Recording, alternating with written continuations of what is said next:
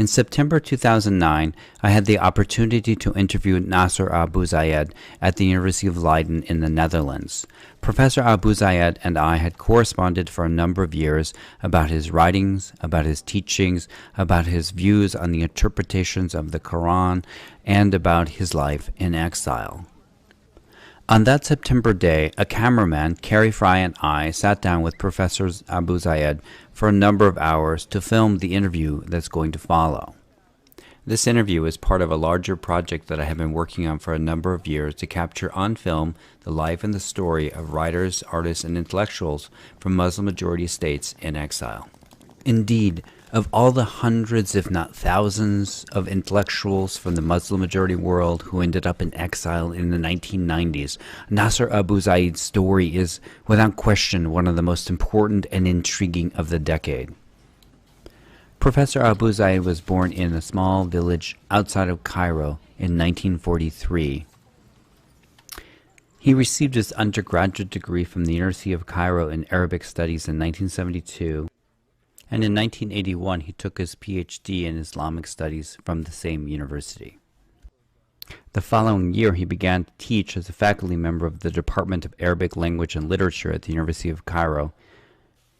In 1987 he was promoted to the rank of associate professor at that same university. Widely regarded as one of the world's most important scholars of the Quran, Professor Abu Zayd's troubles began in 1992 when he put himself forward for promotion to full professor at the University of Cairo. He had just published the Critique of Religious Discourse. As is well known, his promotion was denied, and he speaks very openly and candidly about the events that transpired during his promotion case at the University of Cairo. As he makes clear throughout the interview, he was both horrified and shocked with the allegations that somehow he had committed an affront to the Islamic faith, a charge that was brought against him by one of his colleagues who was responsible for overseeing his promotion case at the University of Cairo. He faults very clearly in the interviews the administrators at the University of Cairo who refused to take a position against the Islamist extremists that were mounting a charge against him. In his view, it was a lack of moral leadership on the part of the administrators at the University of Cairo that led to the escalation of the conflict, as the conflict quickly transcended the boundaries of the university and moved into the Egyptian court system. Only corruption in all of its forms could have led to this escalation, and he makes clear that all throughout this conflict he never lost faith in the power of academics to somehow emerge victorious from this struggle. However unshakable his belief in academia was, there were still severe consequences for him. In 1995, after a few years of wrangling in the lower courts, the Cairo Appeals Court upheld the charges against him and, based on those grounds, divorced him forcibly from his wife, claiming that a Muslim woman could no longer be married to an apostate. His troubles augmented rapidly. The terrorist organization, the Egyptian Islamic Jihad, notorious for having assassinated Anwar Sadat, condemned Nasr Abu Zayd to death and ordered his execution. He was provided with state security and lived under constant surveillance. As he puts it, his normal life in Egypt came to an end, and he had to make the rather difficult choice of leaving Egypt. From summer 2005 until July 5, 2010, Nasr Abu Zayd lived in exile. In the meantime, his wife returned to Cairo to teach at the University of Cairo in the French department. He seldom returned to Egypt, and when he did, it was primarily to visit his family. In the summer 2005, Nasr Abu Zayd was flying from Indonesia to Cairo. He contracted a rare virus and was hospitalized in Cairo. He succumbed to this virus and died on July 5, 2010 in Cairo. The tragic timing of his death, coming only a few months before the beginning of the Arab Spring and the downfall of the Mubarak regime, convinces me even more of the importance of this interview. The interview helps us understand Nasr Abu Zayd as a scholar, as a man, and most importantly, as an Egyptian.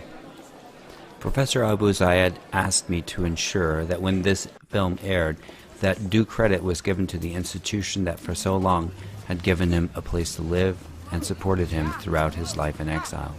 He held for many years the Ibn Rushd Chair of Humanism and Islam at the University of Humanistics at Utrecht, the Netherlands. And he wanted to make sure that when this interview aired, that his institution, the University of Utrecht, would be given proper credit. As a filmmaker and a scholar, I would like to thank Nasr Abu Zayd one final time for allowing me to spend that day in September with him. My hope is that by putting this film in a format that can be seen by all, Nasr Abu Zayd will continue to inspire and transform the world. There is no question that viewers can see here the mind of one of the greatest scholars of the Quran at work, and that the people of Egypt struggling to overcome decades of tyranny and oppression can find in one of its greatest citizens a cause for hope. Okay. So name is Nasr Abu Zayd. I'm Egyptian, born 1943. Now I'm an emeritus professor. Obviously I'm in the humanities in the University of Humanistics in Utrecht, Holland. I'm also emeritus professor in Leiden University. I have been here in the Netherlands since 1995. Okay, so can you explain how it is that you came to be teaching at the University of Leiden? Just the basic kind of sets of circumstances of right. Well, it's the story in a very simple way. I'm still anyway a professor in Cairo University. I graduated in Cairo University, got my PhD in Cairo University in Quranic studies, and I was, I became an associate professor also in Quranic studies in 1878. Okay, I'm sorry. 1887. 1987. Okay. That's very okay. So I mean, everything was okay. It's the story of Quranic studies in Cairo University is not really a pleasant story, because the professor, whose name was Amin al-Kholi, who initiated and developed the literary approach to the Quran, and he supervised a thesis about Quranic narrative in the Quran, Al-Qasas al-Qur'ani for Quran al-Kareem. This thesis have created a heated debate in Egypt that reached the parliament, and at the end the university refused the thesis, and the student who was an assistant lecturer at that time was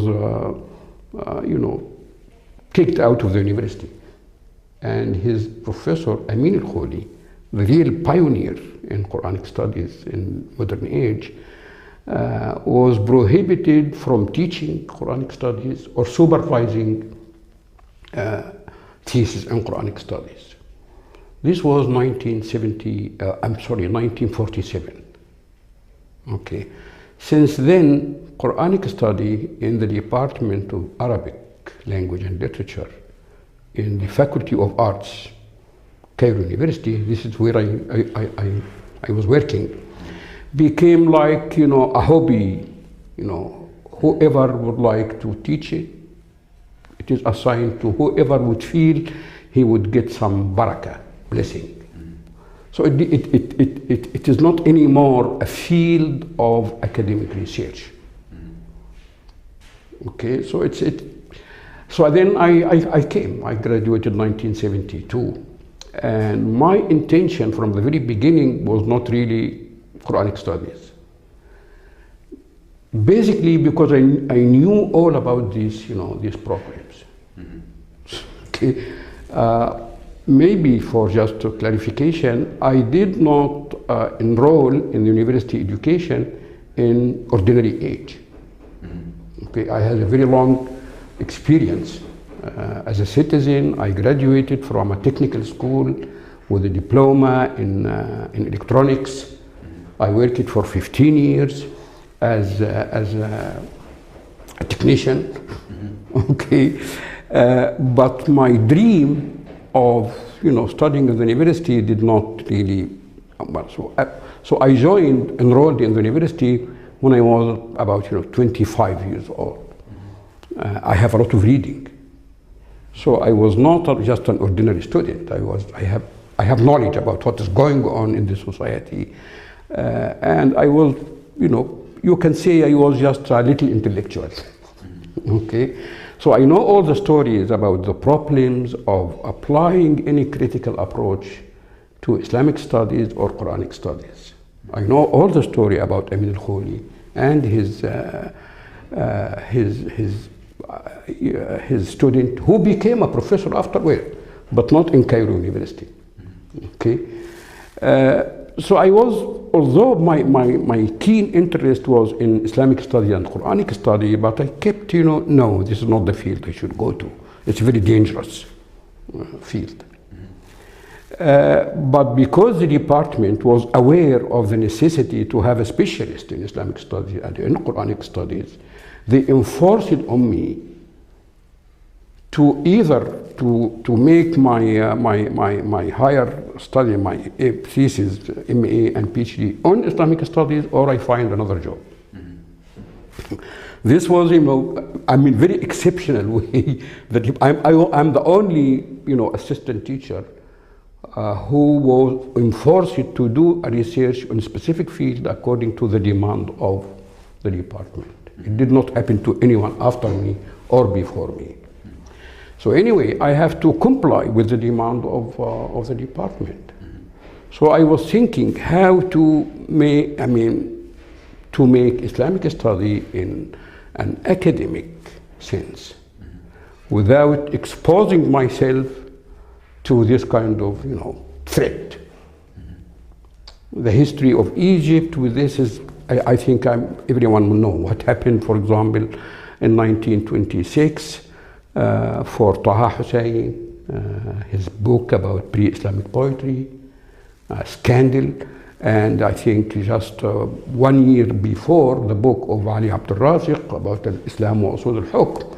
Okay, so we have, events of resistance to any kind of discourse which deal with the history of Islam in a critical way. Okay, so I was aware of all these problems. I didn't really want to get into these problems. So I was very careful to choose my MA thesis topic. And then I chosen to study the Mu'tazila, okay, concept of metaphor, majaz, as it was applied to the Quran. So here I'm studying something in the history of exegesis rather than getting myself in exegesis myself. And my supervisor was really a very, very wonderful teacher, Professor Abdulaziz Al-Ahwani. He's not well known. So I finished my MA thesis in 1977. I got my MA degree, excellent. But doing research on rational theology, which is Mu'tazila, and how rational theologians tried to solve certain tensions in the Quran concerning the image of God, transcendent, immanent, anthropomorphism, issues like predestination, free will. In the Quran, there is tension between there are passages, for example, that could convey predestination. Other passages that could, convey free will. There are passages in the Quran that present God in an anthropomorphic images, with hand, eyes, legs, head. And there are images. There are another passages in the Quran that present God, the divine, as absolutely transcendental. Nothing resembles Him. He resembles nothing. So the Mu'tazila efforts, and here the function of metaphor, the Mu'tazila effort was to solve, this tension according to their transcendental concept of the divine and their belief in the human free will. Okay. Anyway, this research have, to a great extent, brought a lot of questions rather than answers. Okay, because the Mu'tazila successfully, according to their, to their philosophy or theology, successfully built their theory of hermeneutics on this dichotomy of clear, ambiguous, muhkam and mutashabih. Okay, there is a verse in the Quran in chapter 3, verse number 7, that speak about in the Quran there are clear verses, muhkamat, and there are ambiguous verses, mutashabihat, and people who have very good feeling in their heart would follow the mutashabih, etc., to cause problems, something like that. But the meaning of the mutashabih is only known by God. The Mu'tazilites have built their hermeneutic theory about this, duality of ambiguity and clarity. So all the Quranic passages that agree with their own theological conviction became designated as clear. The passages that seem to contradict this conviction had been designated as ambiguous. Metaphor was a linguistic tool to disambiguate the ambiguous, according to the Mu'tazila. Okay. At the end, this has, established what we call the theological, or what I call the theological Islamic hermeneutics. All theologians took it for granted that the Quran could have ambiguous and clear verses. And the ambiguous should be disambiguated or explained or interpreted in the light of the clear. Okay, that's all theological schools agreed on that. But what has been considered as clear from the Mu'tazila point of view was considered ambiguous from their opponents. So the game was your clear is my ambiguous and your ambiguous is my clear. So we have to apply metaphorical explanation in different passages. Okay, this was the conclusion, that the Quran have been a field of theological dispute and theological debate, that the Quran has been taken into this direction or that direction according to the preconceived theological idea. Theology, at the end of my analysis, is not something that is superstructure, disconnected from the cultural, social structure of the society, the debate about politics.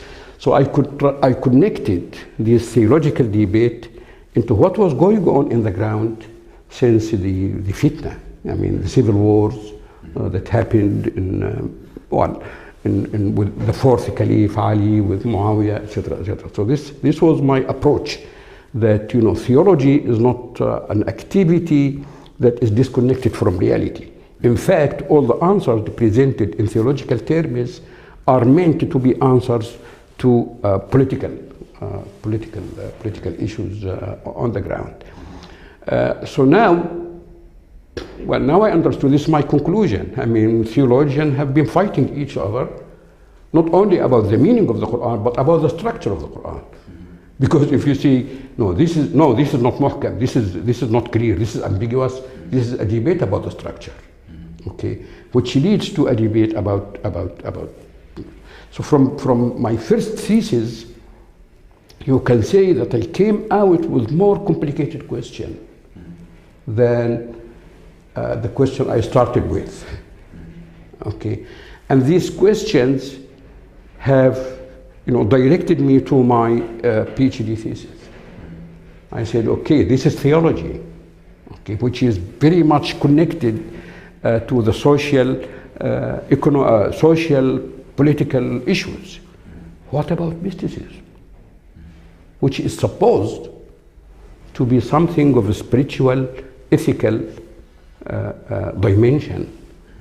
And here my PhD thesis was about the hermeneutics of the Quran by Ibn Arabi. Ibn Arabi, an Andalusian mystic philosophers who lived in the 7th century, which is the 14th century in Andalus, and then he came to the East. This was my PhD thesis. This PhD thesis, well, at the end, Ibn Arabi is like an ocean, because if you just get into, it's sometimes very difficult to get out, to breathe out. So it took me 5 years, but at the end I was able to reconstruct Ibn Arabi thought, and I found it's very, very utopia. Ibn Arabi is presented. A utopia that I found its impetus in the society of Andalus, where multilinguistic society, multi-religious society, people have to live with each other, and in the context of Reconquista in Andalus, and the same context of crusade in the East, Ibn Arabi lived this very complicated experience. He left Spain because it was under, going back to be taken back by the Christian king, the Catholic kings. And when he came to the East, it was not really, a better situation. Okay. So this kind of conflicting reality have, inspired Ibn Arabi of creating, a system, an Islamic worldview which could reconcile all religions of the world, the religion of love. So the elements, the pantheistic philosophy of Ibn Arabi, this was my conclusion. It's not really also disconnected from this reality. Okay, this is. Now the conclusion is any attempt of interpretation of the Quran, hermeneutics of the Quran, it's an attempt that should be understood and explained according to its context. There is no, and of course here I went to the United States for 2 years. I started to read about hermeneutics, modern hermeneutics, Gadamer, the German philosopher, and Paul Ricoeur, the French philosophers, and of course all this through English translation. Sure. Yeah. And the first lesson you learn from hermeneutics is there is no innocent interpretation. Okay, interpretation is the outcome of this confrontation between the interpreter and the text. Okay, the text has a word, the interpreter is coming from a word. I mean, this concept of horizons. This helped me a lot in understanding Ibn Arabi. Okay, of course, I would say now that when I started to read hermeneutics, I was loaded by my questions coming from Ibn Arabi and the Mu'tazila, and okay. So my reading in hermeneutics was not really, a receptive reading. Right. Okay, it was, a dialogue reading. So I learned a lot. I have this my depth to hermeneutics that clarified the questions that is coming out of Islamic tradition. So, just ask you a question. When you're going through hermeneutical theory, you were reading Paul Ricoeur and Gadamer. Those are the two principal. Oh yes, yeah, with other names, of course, with other names. I did an interview with Paul Ricoeur. You did? Some time ago. I met him sometime. Yeah. This guy. Yeah. Okay, so you were influenced by hermeneutics, and then at that point you realized you had a standpoint. Right, okay. And you had your own position that was... Yeah, so my conclusion from my research on the Mu'tazila hermeneutics and Ibn Arabi hermeneutics, our conclusion was this: okay, this is exegesis. I mean, exegesis is not neutral. It could not be neutral. There's nothing like neutral. I should add to this. This is my academic, part. But there is a part of an Egyptian citizen. Okay, and I'm sure you agree with me. I mean, we are not, divided persons. I mean, the same citizen who is the same academician. Okay, reality sometimes provide us with the questions, and we go to our academic research to find solution to this question. But the question is not coming from purely academic sphere. I mean, we are human beings. We are living. We have our position. We have our conviction. We have to test our convictions all the time. The Egyptian society and the Arabic society and the entire Islamic society has been living in this dichotomy between modernity and tradition for a long time. Okay. In Egypt, in the late 60s and the beginning of the 70s, this kind of dispute and debate, which was peaceful. But some people suffered, like the people I mentioned, Taha Hussein, Ali Abdul Razak, etc., etc. But it became in the 70s very, very severe. Islamism became a phenomenon in the 70s. And the cry for the immediate application of Sharia, blah, blah, blah. This was very obvious in the 70s that led to the assassination of Sadat, president of Egypt, in the 80s. So all this debate in Egypt about the meaning of Islam was also on my mind. I was grown up in a village. Okay, I was born 1943, in which I lived Islam as a very, very open, liberal religion. In my village, Christians, Copts and Muslims, we never have any problem. Okay, in my village, and this may be surprising, okay, there were some homosexuals, well known by the society. Okay, but there was no, assault to them in the name of religion. Or what you know that your mother or your father whisper in your ear, don't get association with this guy. They don't tell you why, but I mean, child in the village would know everything. But there was no such, demand of religion to execute such persons. It did not happen. So this is the kind of religion that I learned. Religion of respect, of tolerance. People in the village at that time, very, very religious. Okay, but in the meantime, they don't really, make any, well, maybe you can make some jokes. Some people used to go to the mosque, not to pray, but to wash. Because in the mosque, in a village, there is a running water. There is no running water at houses at that time. So people would find, going to the mosque to wash and maybe to get a nap, without praying. And I was a child, knew those people, and of course, other people could make jokes about those people. Why don't we just, make two rak'ahs? Okay. But there was no such thing like you are a kafir, nothing like that. Okay, so this is the atmosphere I was brought up as a child, and I grew up in this. And of course, in the 50s and the 60s, Egypt, as this was the dream of Egypt after 1952 revolution. The dream of building a new Egypt, of getting off with the British occupation, having a society of social justice and equality, teaching, creating equal opportunities of education. And this is how I got educated. Okay, so these are the values that really that make me what I am. And I still believe in these values. Okay. Things changed in the 70s.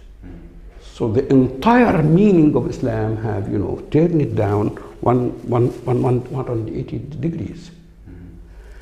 So this is the experience of the citizen, and this is the experience of the student.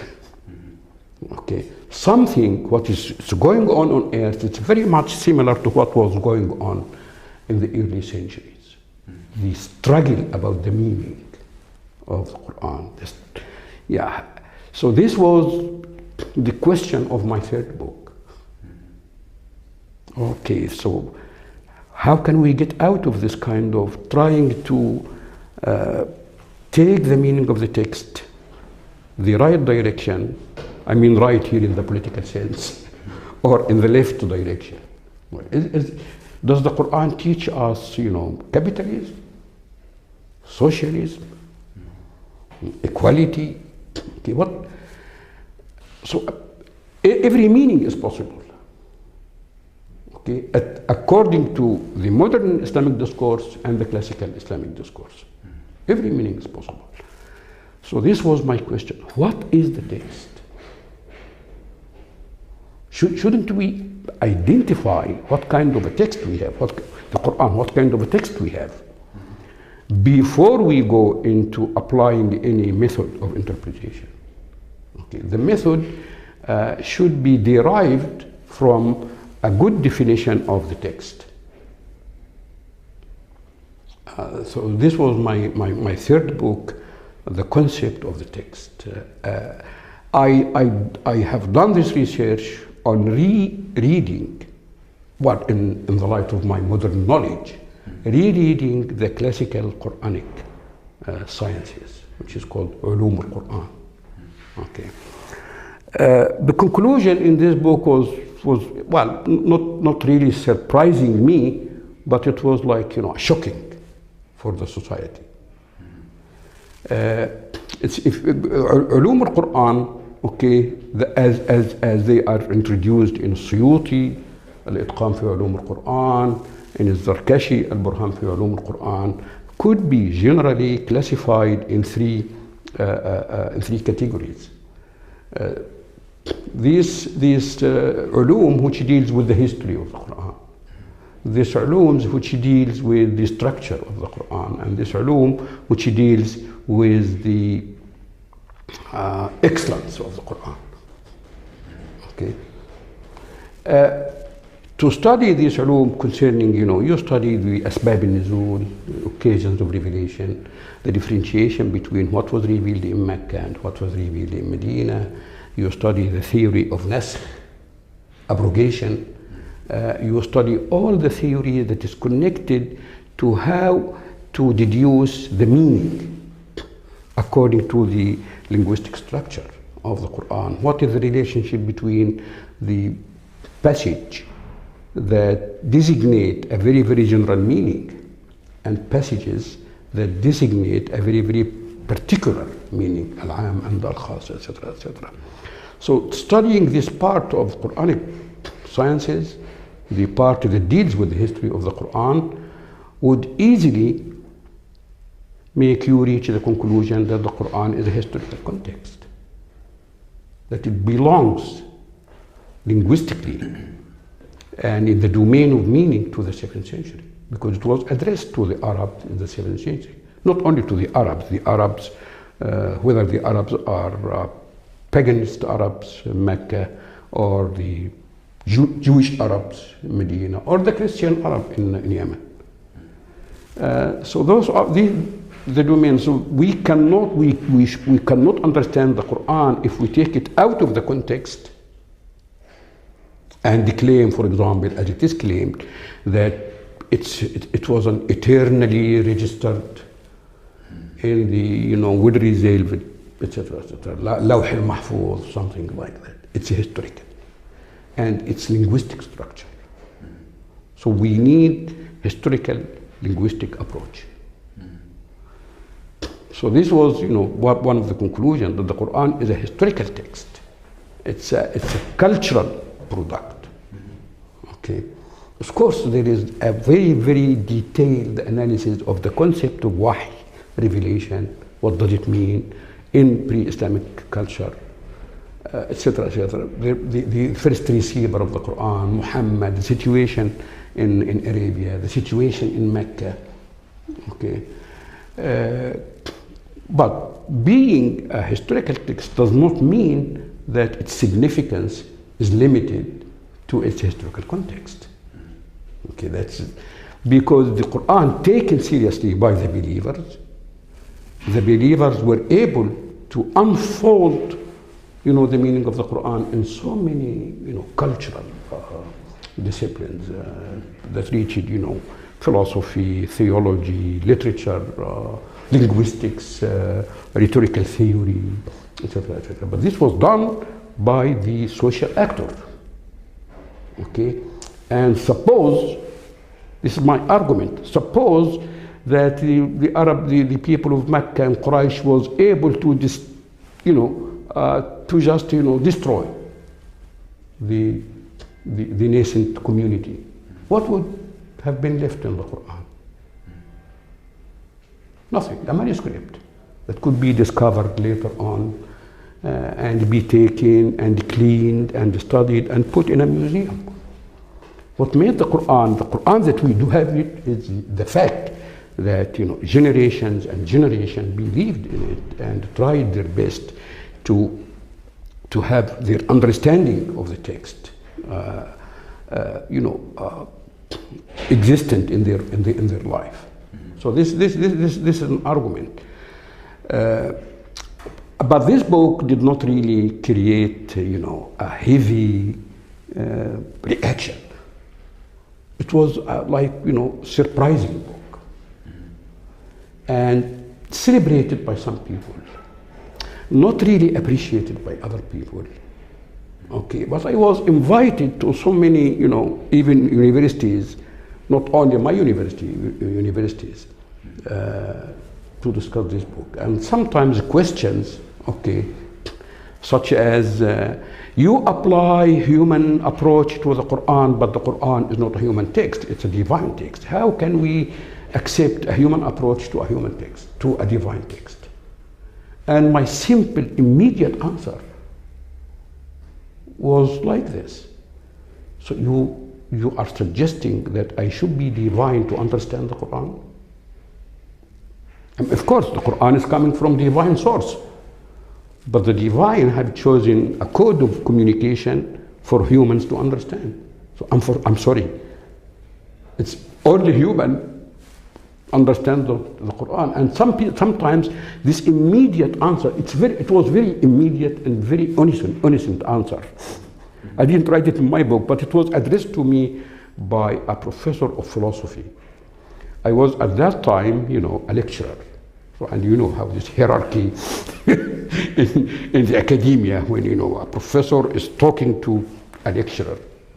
So the professor was like, and I really immediately, in a very innocent way, answered this way. You are supposing that the only person to understand the Quran should have a divine, features. So the people laughed in the auditorium.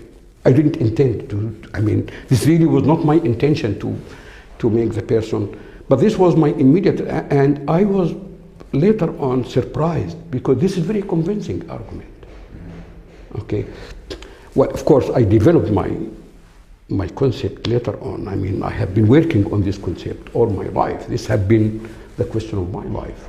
That in the Quran, we can speak about, and here also my depth to hermeneutics and to modern linguistics, the communication theory, etc., etc. The professor was objecting to this. Yes. That, okay, the divine sent message, but the message is in the coding system of the recipient, not the divine. We don't know if the divine have any specific coding system or not. This is our own, sphere of understanding. Okay, but the fact that the divine have sent the human, okay, to reveal his message to the human. So the human code here is used. How God spoke to Muhammad, wow, this is very, very complicated theory, and I dealt with it. Okay.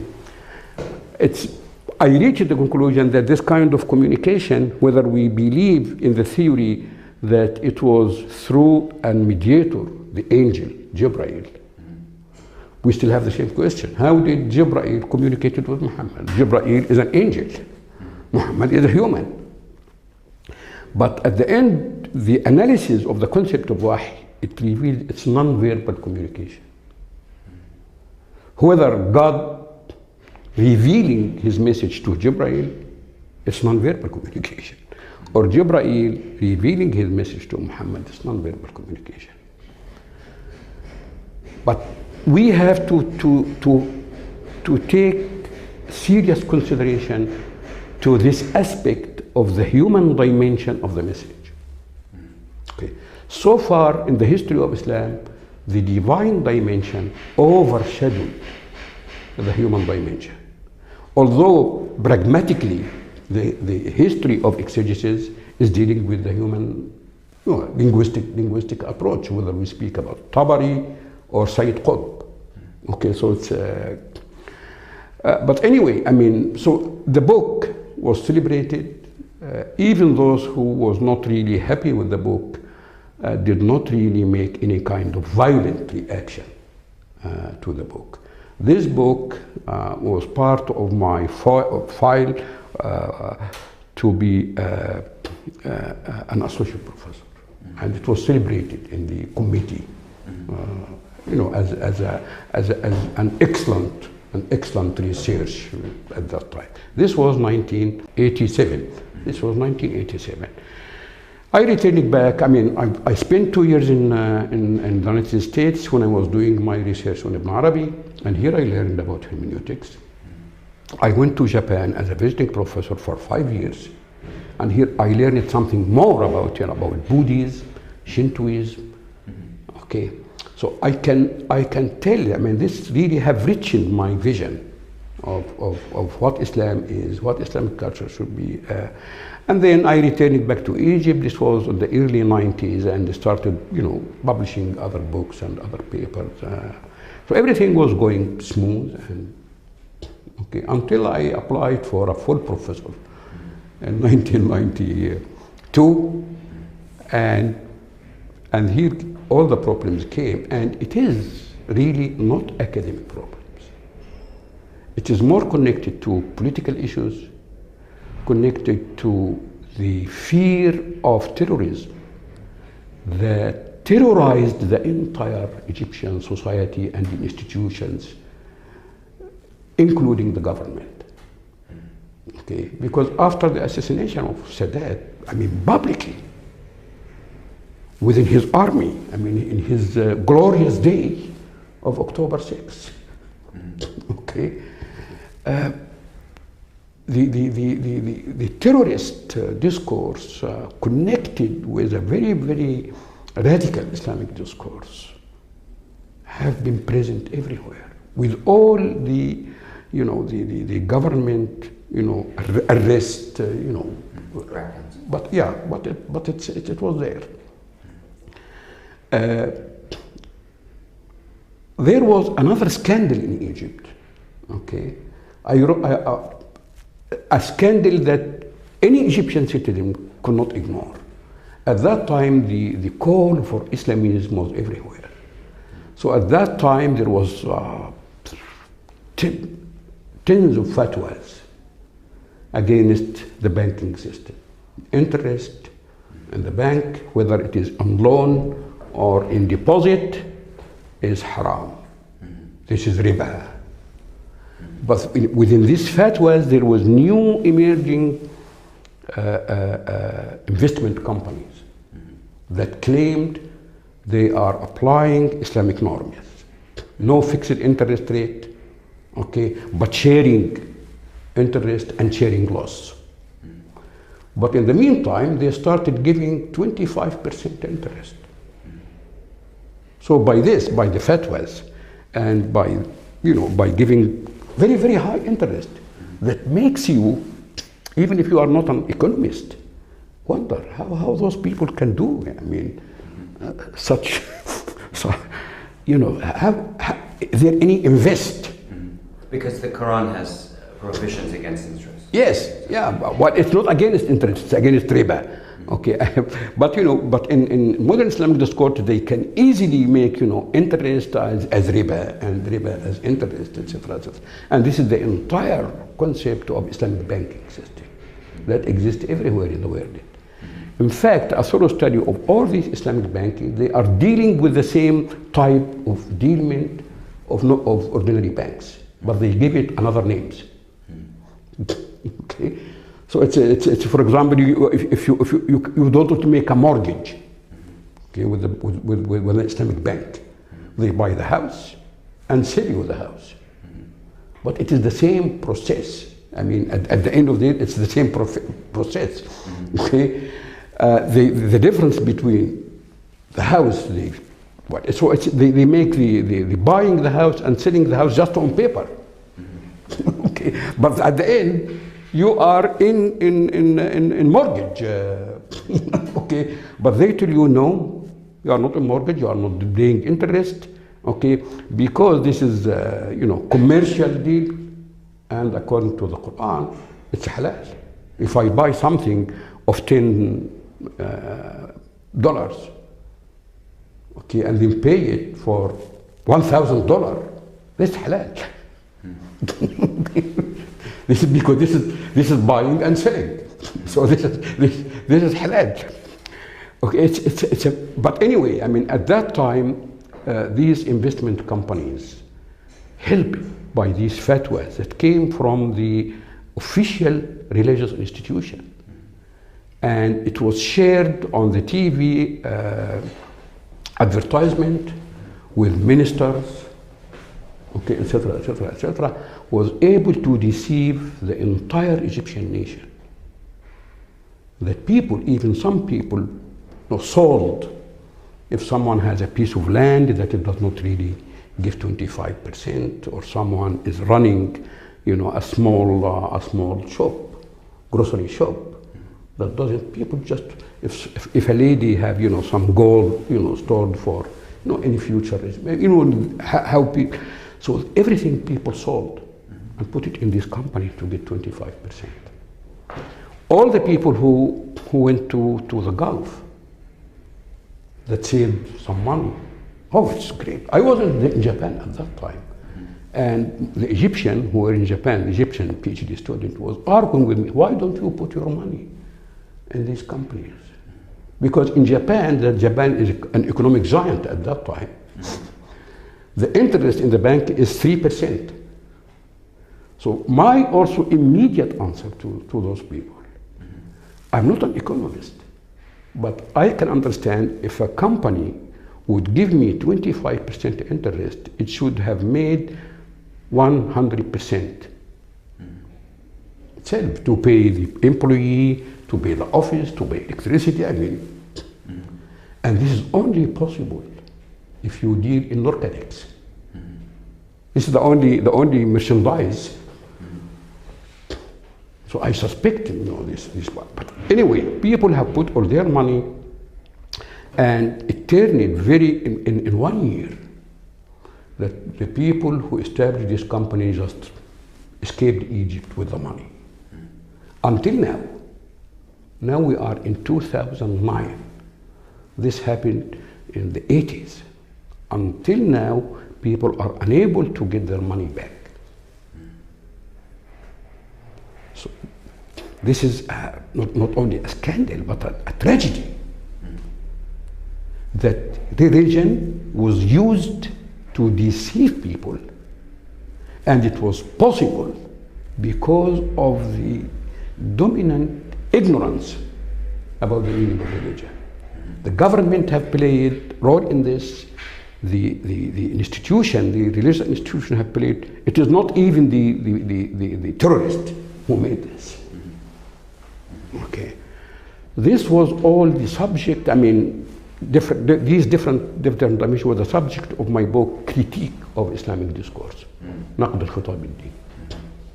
And this is the book, the introduction of the book, in which I mentioned passing the scandal of the investment companies that inspired me that some critical analysis should be applied to this Islamic discourse. And I was very clear, Islamic discourse does not mean Islam. Islamic discourse is the human discourse about Islam, the human discourse about the Quran, the human discourse about tradition, the human discourse about Sunnah. It's very clear in my book that I am not touching the Quran or the Sunnah, but I'm trying to show how people are manipulating the meaning of the Quran, and this is very dangerous in the present situation.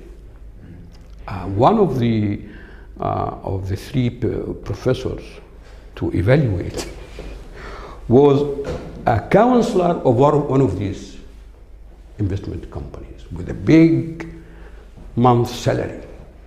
Okay, you can understand that.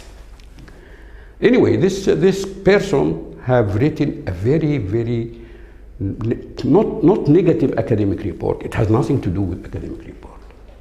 It's just a report full of insult, accusation, kufr against Islam. This man is anti-Islam. He is like Salman Rushdie.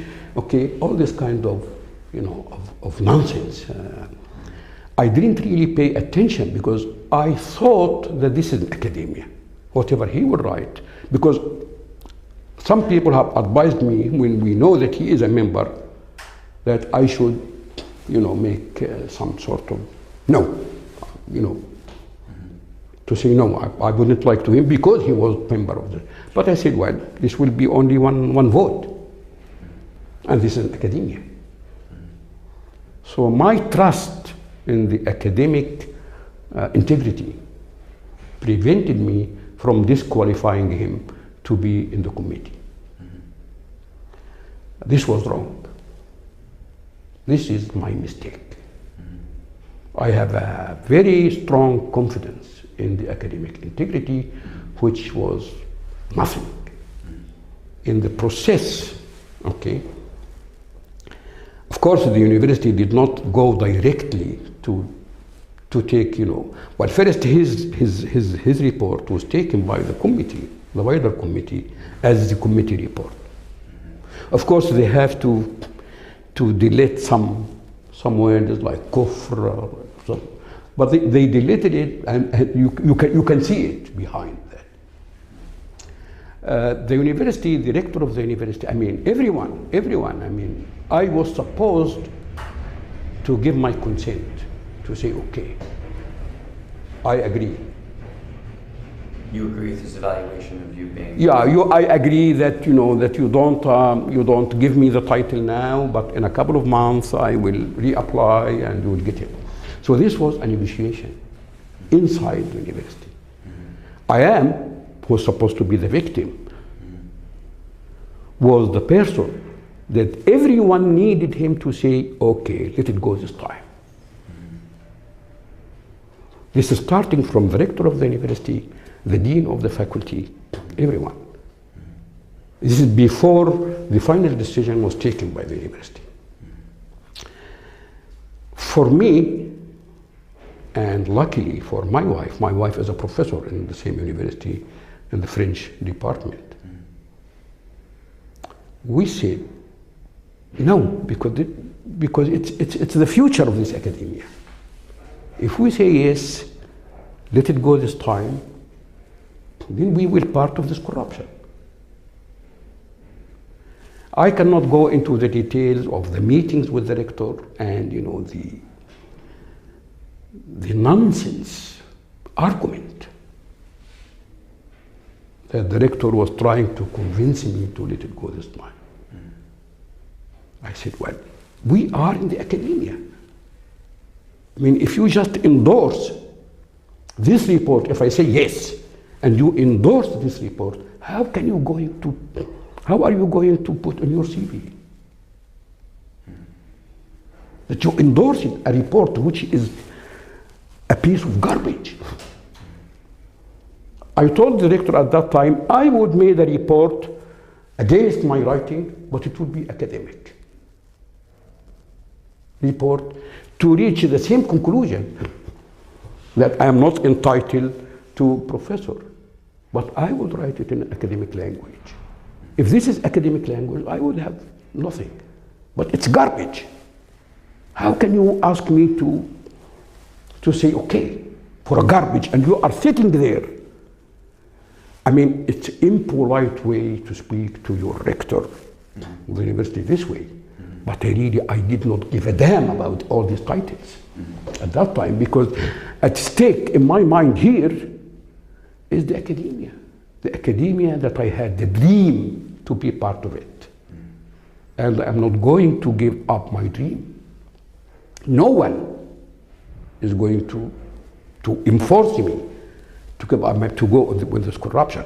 And in the presence of other deans of other faculties, because this was like a meeting, I said, read the report and tell me what is academic in the report. The report does not go beyond page 19 in my book, Dr. Khattabili. No citation after page 19. This is something, I mean, this is scandal. I mean, the man did not read the book. He was unable to read the book because he got insulted from the introduction. Anyway, this was a debate, and at the end, the university decided not to promote me. And the report came to the faculty. The department protested. The department made a counter report. And the faculty protested and made a counter report. The final report has been to the university. Anyway, it has gone this way. And there was, a lot of promises, something, just let it go this time and, reapply. And it was, something like that. This is connected to the situation in Egypt. Okay? The rector was so afraid if he promoted me that those people who are against me could provoke, the student, the Islamist student to make strike. Everyone was so afraid from the top to the bottom. On how this book might spark a reaction on the conservative Islamist movement? Well, in fact, because I have been teaching Quranic studies since 1970, 72, and in my class, I give more space to those who criticize my ideas than to those who accept it. Believing that the student who just accepts whatever I say is not a good student. Okay, so I appreciate more students who have this kind of. Well, at the beginning, the student was, aggressive, but I was tolerant to this kind of aggressiveness until I teach the student the lesson to oppose ideas without being aggressive. So you can see that even the student whom I taught during this long time, who did not accept my ideas, have very deep respect to me. I was supported by the student, even the student who are supposed to be Islamist student. When the university took its decision, and it was well known that I was not promoted to full professor because of my views, not because of my academic failure. The Islamist student have made a wonderful statement, and I'm very proud of this statement. That although they don't agree with all of my ideas, but I am, according to their statement, an idealist professor. The real professor they have met. This is very, something that is, really satisfies me more than the title of being a professor. But anyway, so it has been known in Egypt, so the entire Egyptian intellectual life was decided between those who defend the academic freedom and those who defend, Islam. Okay, so it took, some months, debate in the newspaper. Before going on to the next part of the story, which is what happened when you when your case went before the Supreme Court. Yeah. I want to ask you a question about a recent trip that President Barack Obama took to the University of Cairo. And he lauded the University of Cairo as a great academic institution. Yes. Right? And he used that as a point of departure for his new policy in the Middle East. Having gone through what you went through in Cairo, at the University of Cairo, what are your feelings about Barack Obama going there, and then speaking about it in the way that he spoke about it? What do you think about that? Well, I think, this is, this is my experience, which did not, really make me lose my confidence in the academia. For some times, okay, this was, a black spot, okay, in the academia. It is a black spot in the academia. But if you look to within the academia, the support I had and I have, you cannot really say that the entire academia is corrupted. Okay. Maybe people, when it comes to Quranic studies, are a little bit hesitant to speak out. Okay, but this is understandable. Because of the potential threat of violence against them. Yes, yes. In the celebration, I mean, Cairo University was established 1908. So last year was the centennial 100 year. For the first time after I left Egypt, I was invited by the faculty, my faculty, Faculty of Arts, to participate in a symposium, part of the celebration of the university. Of course, the dean now is my generation, even younger than me. And I just, I said, okay, he phoned me and they said, look, I appreciate this invitation, but I don't like to have it, oral invitation. Send me a written official invitation and pay the ticket for me. Okay. So I feel that you really, you understand that you're inviting someone. He sent me the written, official invitation. The university paid for the trip. And I was there. Of course, the opening ceremony of the conference was in the university, but the symposium itself was in an hotel. And no point can pass my mind. And that, I said, what is that? I mean, celebrating the university by such a symposium in an hotel. Where are the students of the university? I mean, this is official government celebration. So I was very, very critical. And the dean came to me and said, you are right. But there are, higher orders. So I said, well, to put me away, not to give a lecture inside the university. Is that the meaning of it? Okay. He said, no, it is not intended for you. I said, but this is it is. But I was able, through another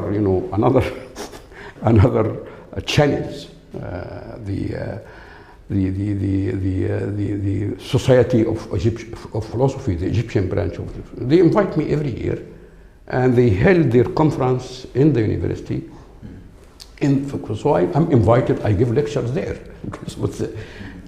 So in a way, okay, I cannot really, I have support from this academia.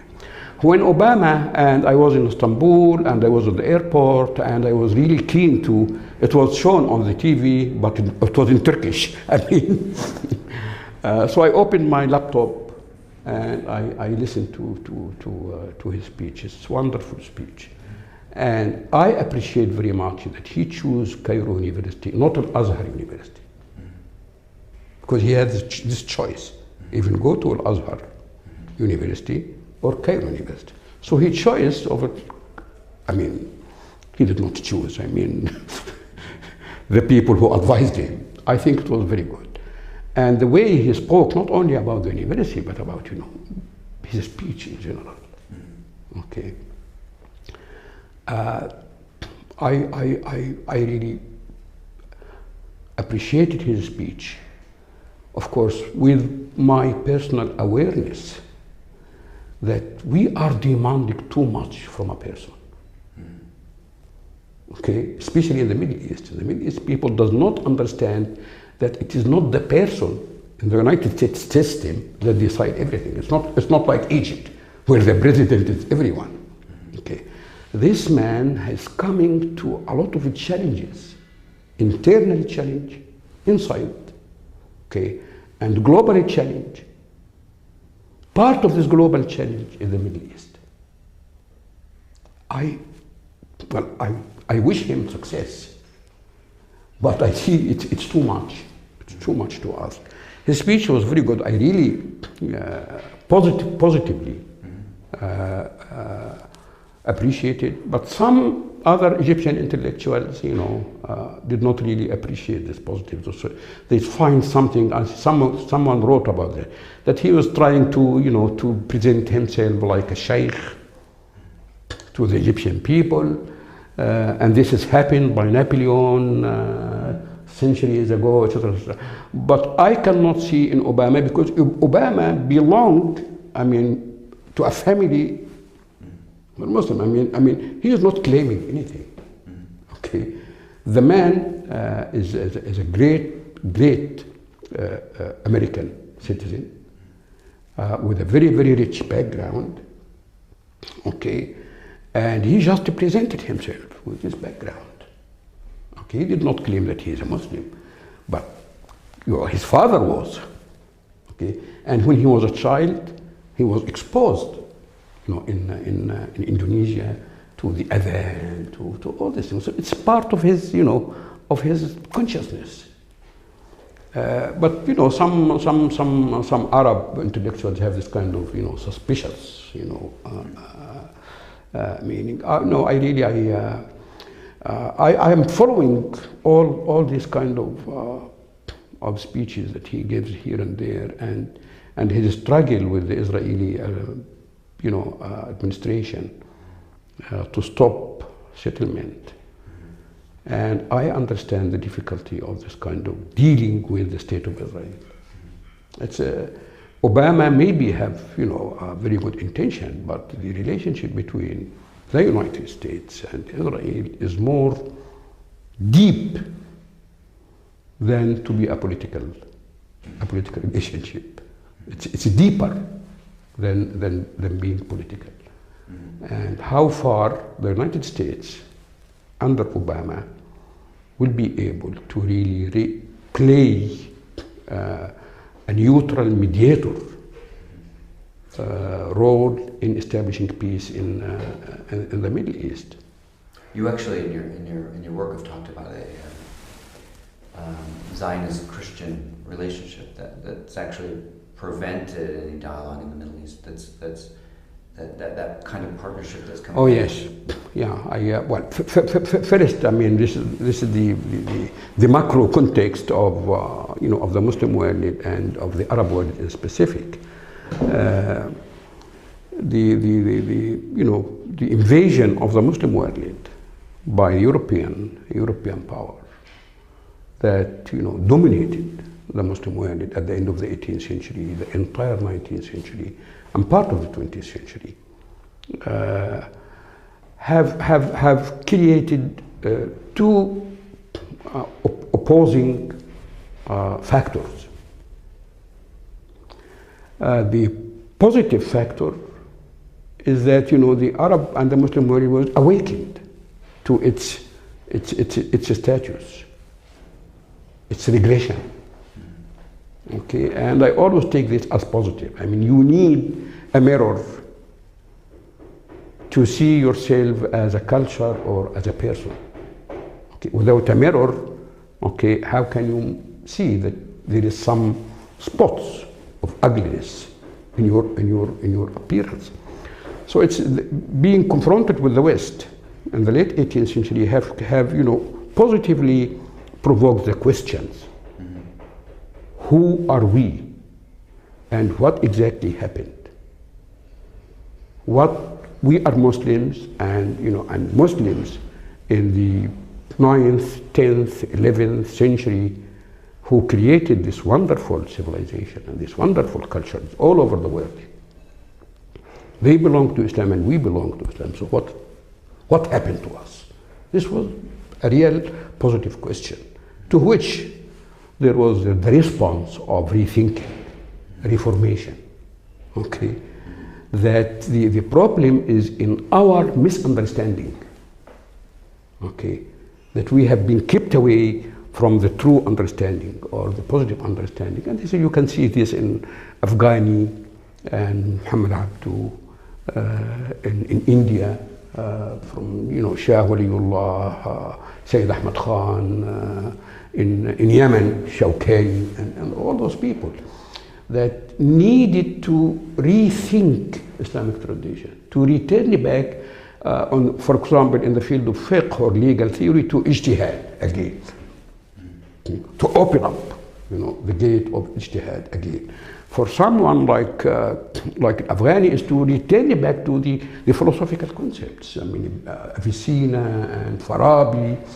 Okay, so this was a positive, but this positive response was encrypted with a fear, and this fear is with a fear of losing identity. As a result of colonialism and as a result of the domination of Western cultures and Western civilization. And if we add to this a certain challenge that was, accompanied, this military invasion, you can find the discourse of some politicians and some Orientalists at that time, which would explain the regression of the entire Muslim world in terms of religion, not in terms of social, economic, political, situation. Well, I think you can find this in the discourse by French Foreign Minister Hanoto. That what is keeping Muslims from being part of the modern world is that there is this kind of gap, huge gap between God and human that does not exist in Christianity. Because Christ presents, this kind of, human, divine, or other people. So you can see here that Europe, or the modernity in general, have been understood in this kind of ambiguous, perplexing way. It's the advanced, the rational, that we should imitate. Okay, but it's the aggressive, the dominant, that we should resist. This really, this kind of tension again, you can find it in the discourse of the reformers. Okay, they could accept rationality, but if it is explained by the Mu'tazila or by Ibn Rushd, not the rationality of Kant, for example, okay, or Descartes. Okay, all right, okay, rationality, okay, but we need our own rationality, which is limited. Okay, so making tradition as the source of what to accept and what not to accept gave tradition more powerful status, which was not intended by the reformers. They didn't intend that, but this is the way things work. If a discourse is under pressure of two conflicting powers, okay, then you can see in one way it is open, it is liberal, but in another way there is certain fear of this liberalism and openness. You have to resist, being too liberal or being too rational. Okay, at the end of the day, you have to put wahy, revelation, as the way to control the rationality. Okay, so this is the. But very, very easy. I mean, in my analysis of the situation, I can make a point here in 1924. In 1924, this was the abolishment of Khilafat. Okay. Of course, this was, in my opinion, a natural development. I mean, after World War I, in my analysis, is like, you know, the declaration of the end of empires, and, you know, the birth of the national state. Okay, this is the meaning of World War I. Okay. And that's what Ataturk intended.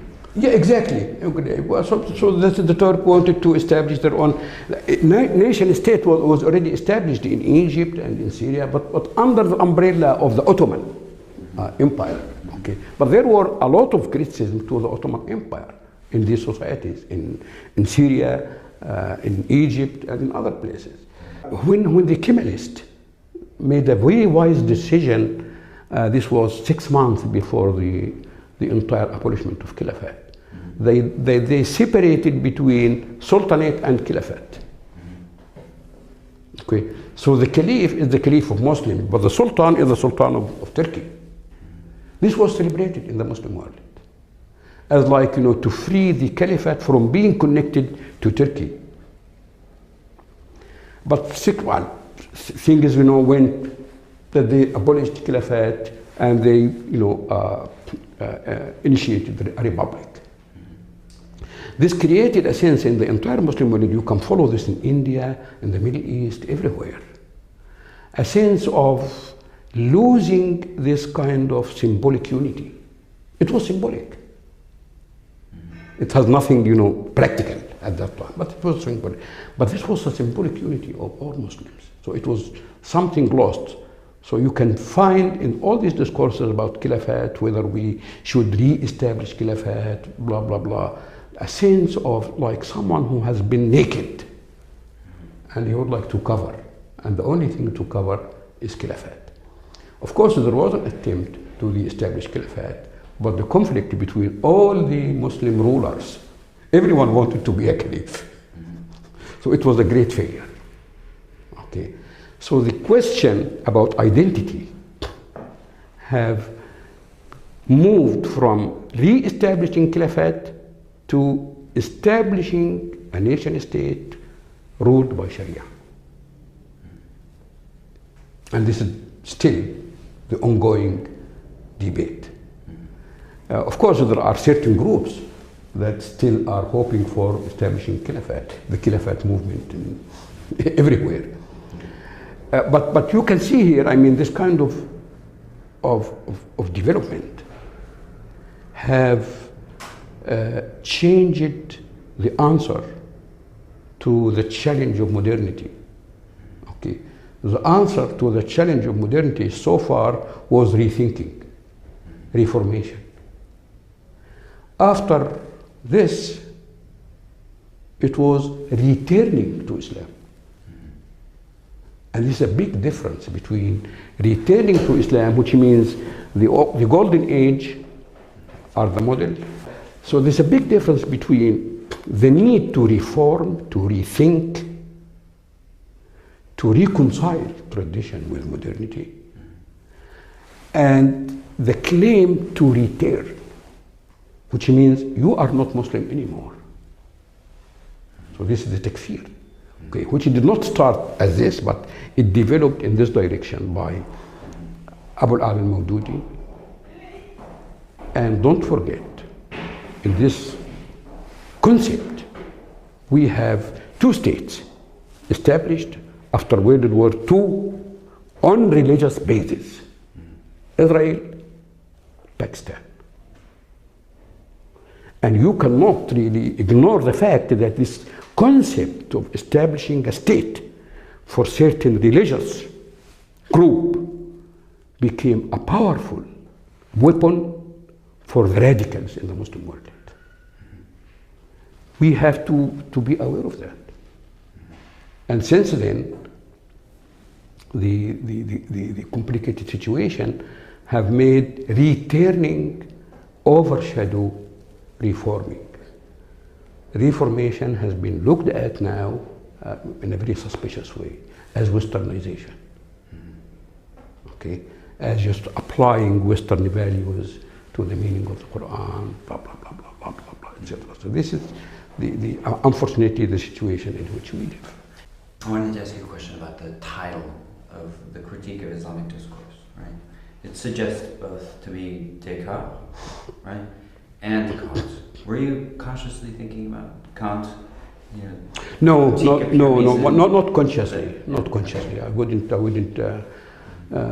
say I was consciously. So you were using like theoretical linguistics. Yes, theoretical linguistics. Of course, I mean, my reading was, but this is my background. Okay, about Kant, about Descartes, hermeneutics. Right, but I did not really use any of these, concepts in my analysis.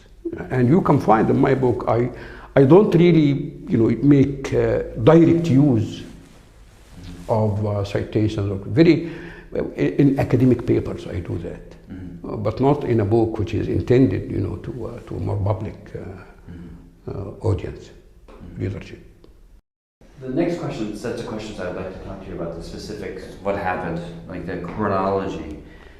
When you well, what happened after that? After your tenure case. Yeah, what happened after that? That some people, from different connection. Some of them are university professors. Some of them are lawyers, but they are all Islamists. I mean, they have managed to go to the court to present the case to the court. But of course, because in Egypt, in the Egyptian law, there is no such a crime like apostasy. So if there is no crime, there is no punishment. So they did, I mean, I think the people who make the case were very intelligent. I mean, they did not ask the court to declare apostasy. But they asked, appeal to the court to nullify my marriage because I am married to a Muslim woman.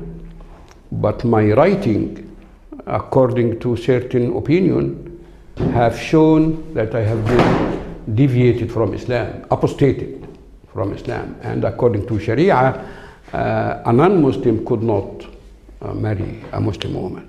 So this was the way they formulated the case in order for the judge. So you had deviated. Yeah, they didn't go on this charge. The charge was they are defending, God's rights, defending God's laws, which would not allow non-Muslim to marry a Muslim woman. Mm-hmm. And in my case, that's what they claim. My writing show that I have been deviated from Islam, so I should not continue my marriage with a Muslim woman. So they're asking the court something about marriage, which is under the authority of the court. Okay, but the basis of nullifying the marriage is based. Well, anyway, I mean, this is how they formulated the case. In the first instant court, the entire case was rejected. I mean, because there is no interest on the part of the plaintiffs. So the first instant court applied the norms of the civil court, the procedure of the civil court. On the civil court, the procedure, you cannot make a case unless you have an interest. If you don't have an interest, you are not entitled to make a case.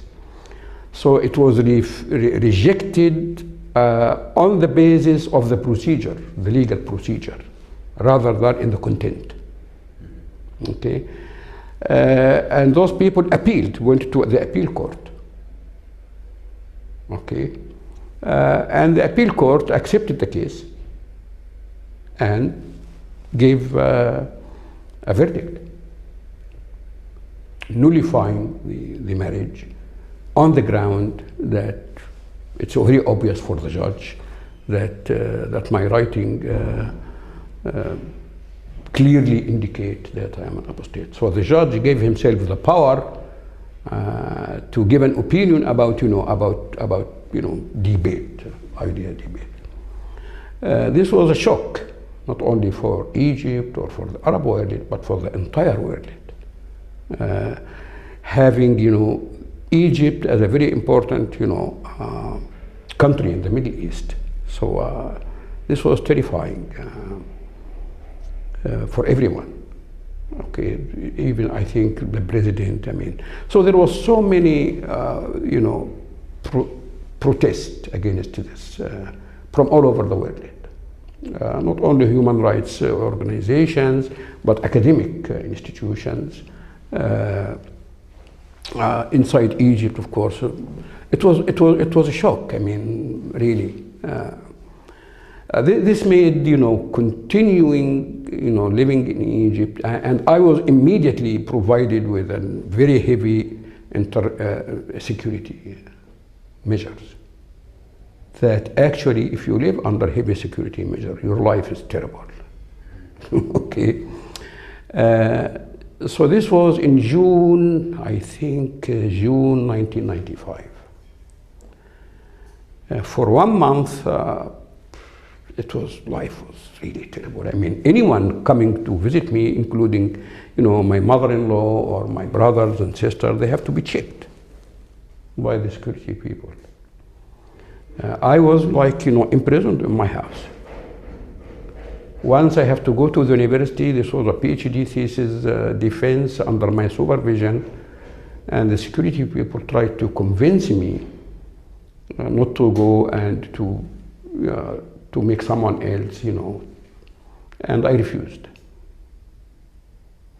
This was the experience, going from my home, which in outskirts of Cairo, 6 October city, to the university under heavy protection. Cars with all these kind of. In a way, it's a paradox. It's like you are someone very important, okay? Because the president or the minister, the prime minister, there are always cars, wheeling and motors. So I was like that. So I'm very Egyptian. So sometimes in a very, very dramatic position, I can make jokes. So I told my wife, I wish my mother was still alive. And my father was still alive. They was really, I'm a very important person. But getting into the university under this, procedure, security procedure, which I consider the university my home. This was really too hard on me.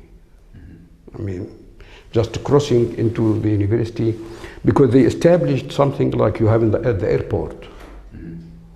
Okay, for everyone who would attend the defense, PhD defense and the ME defense is public. But they have to choose the people who attend the defense, and they have to check everyone. So they established this, entrance, like at the airport. Of course, I didn't go through it, but everyone has to go through it. Yeah. When I saw this, it seemed, no, this is not the university. In one moment, my wife and I just said, well, no, it won't work. At that moment, we decided, to go somewhere until something is done. So could you have stayed? Could you have stayed? What do you mean by go somewhere? Yeah, we discovered that it is impossible, okay, to live like this, and it would be very hard, because this was in summer, very hard if the academic year start to go to the university every time under the security measures. Okay, and to go into the class, which is the free, encounter with your student. And I don't know if you know, in Egypt, we have, let's say, 500 students in the class, and so the students are sitting here and there. it's because there's no enough seats for the student. So in fact, you are, how far this is going to work if you are surrounded by people with gum machines.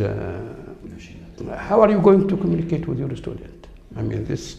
So it's looking into this from this perspective. We said, okay, I have this invitation from Leiden University before the ordeal. Okay, as a visiting professor for a couple of years.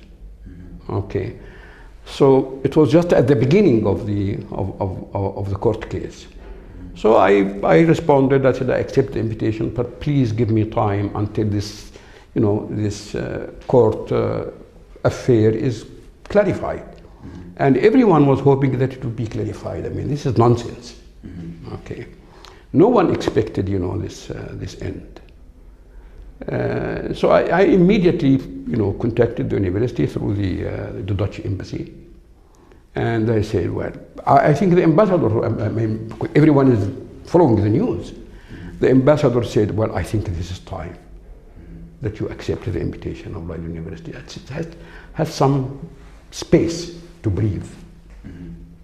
Okay, and so I came to Leiden. I mean, with my wife. This was October 1995. Of course, there was always hope, and that in the highest court, the cassation court, because my lawyers have decided to go to the highest court, things will return back to normal. The appeal verdict court will be nullified or something like that. But less than 1 year, in August 1996, the cassation court have withheld the ruling. I was here already. So the temporal, trip turned to be unexiled, as some people would say. Okay. Were you threatened? Did you have death threats in Egypt? Did you have death threats in Egypt when you were under protection? Were you threatened? Yeah, there was, of course, some letters, unknown letters of threat, but this was not really something that I worried about. I mean, the support I just mentioned from my student would give me a very, very, very strong confidence that, well, of course, the chance is there. Any lieutenant can, get, a knife in your stomach or something like that. It's anywhere. But I could not imagine that there are certain group, organized group, that have interest in my case, because the person, the professor who made this allegation in his seemingly academic report, his reputation is not that good, even among Islamists. He is very well known as a corrupted person, and this is the irony.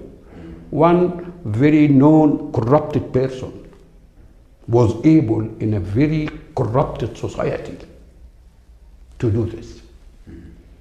It's not his power, it's the power of corruption. Not inside the university, but all over the society. And this is all the time my point of strength, that everyone knows in Egypt that this person was corrupted. Everyone knows. From where did he got all this power? Unless we have a whole corrupted system. And unfortunately, this happened to be true. I mean, the following incident, the situation in Egypt, would tell everyone that corruption is the hero in Egypt. And the conflict between, it's not so much, we should not really pay a lot of attention to this kind of conflict between, the Islamist and the secularist. It's serious. But the real problem in Egypt is corruption. And you can find corrupted people among the secularists and corrupted people among the Islamists. So sometimes the question, where you find uncorrupted person to be a friend with? with all, the difference in opinions. Okay. And here, okay, my discourse from the very beginning was not against Islamism or against the Islamist, because the crackdown that the government do all the time against people, I say, well, those people have the right to express themselves in the political arena. I cannot really defend my right of free expression without defending the right of my opponents on free speech. We have to go out of this kind of, of belonging, tribal belonging. That I defend my freedom and I defend the freedom of people who are just like me. Well, very Voltairean. Yeah. So from the very beginning, okay, I made it very clear, okay, on the ideological level, on ideas, okay, I have my differences with those people, but on their political right, I am a defender of their political right. I cannot accept a state which terrorizes people. Terrorism is not only coming from certain groups, but we have a police state, all over the Arab world, a terrorizing state, a state that claims religion, Islam is the religion of the state. And when a state claims religion, it means that it claims certain interpretation of religion. And any interpretation which is not, in accordance with the state interpretation, okay, is declared un-Islamic. So, and the meaning, the interpretation of the state is, changing according to the changing political orientation of the state. If the state is socialist, so Islam is a socialist religion. When the state became, adopted open door economic policy, blah, blah, blah, blah, open market, so then Islam is, supportive of, of this project. We have to be very careful about that. Not really to support the state all the time. We have to be critical of the state, critical of the official religious institution, not to concentrate our criticism on these, what we call Islamist groups or, radical groups. Yeah, you have a very sympathetic view towards the Muslim Brotherhood, for example. Well, not sympathetic. Not sympathetic, in terms of ideology or ideas. I'm very critical of their play of words. Okay? When they, for example, generally speaking, they speak about equality. Okay? And when you go into the details of equality to ask, what about gender equality? They would, hum about, what Sharia, if you say, okay, all right, okay. What about equality between Muslims and non-Muslims? They would say the same old stuff. They're all other brothers, but we cannot, employ them in military actions because we might be in war against the Christian. They think in terms of the Middle Ages. Okay, so they have to pay extra things because they are not, this I'm very critical of that. But in the same time, I cannot endorse the state just arresting people because they have different. The fact is that we have, intellectuals all over the Arab world to recognize that Islam is, whatever the manifestation of this concept in political life and intellectual life, is part of the panorama of the Arab and the Muslim world since the 18th century. Since we have two solutions, conflicting solutions. The solution that we should go into secularism, the solution that we should go into a theocratic state, the middle solution that we should establish a civil society, but the ethics of Sharia should be. So these are the reality.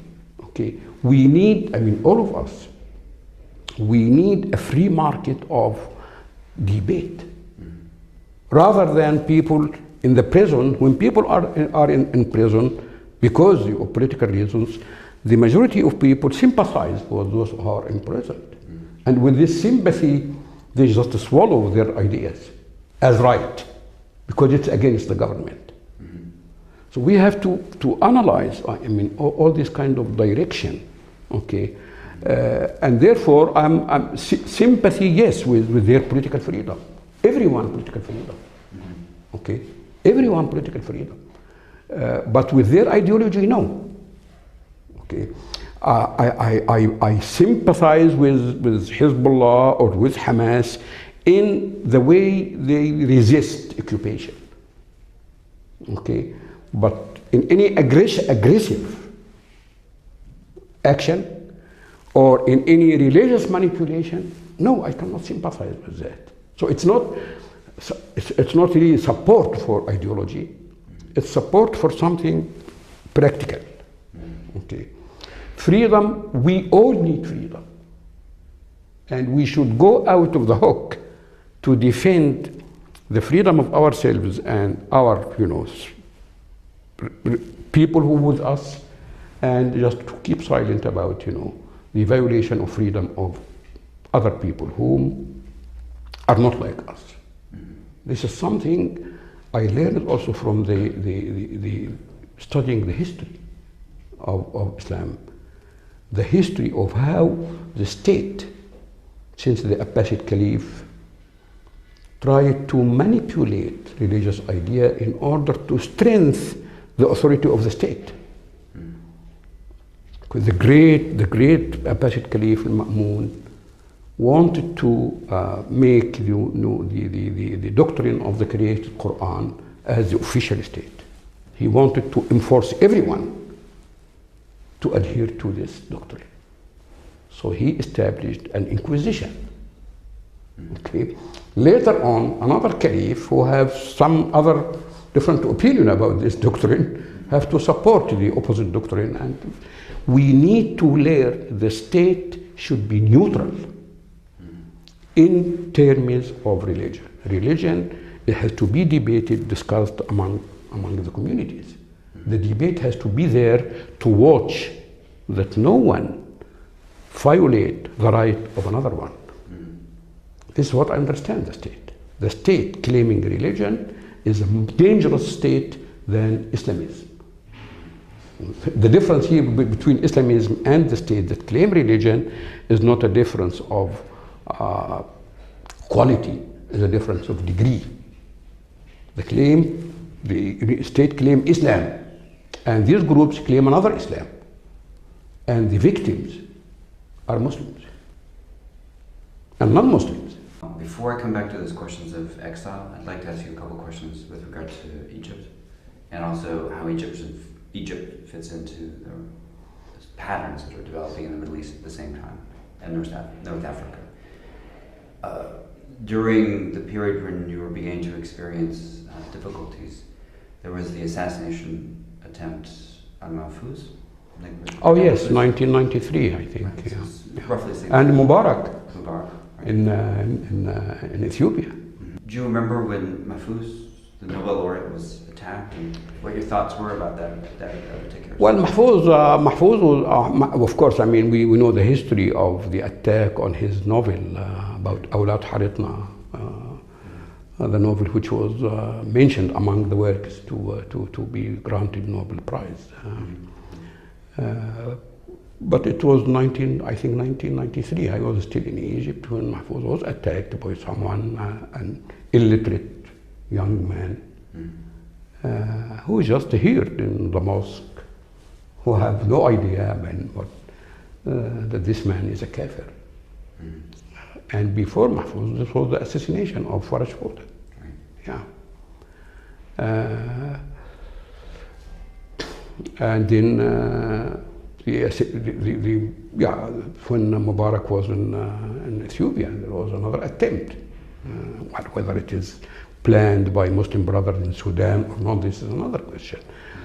But since the assassination of Sadat in '82, I mean, assassinations and killing and terrorism was very, very active in South Egypt.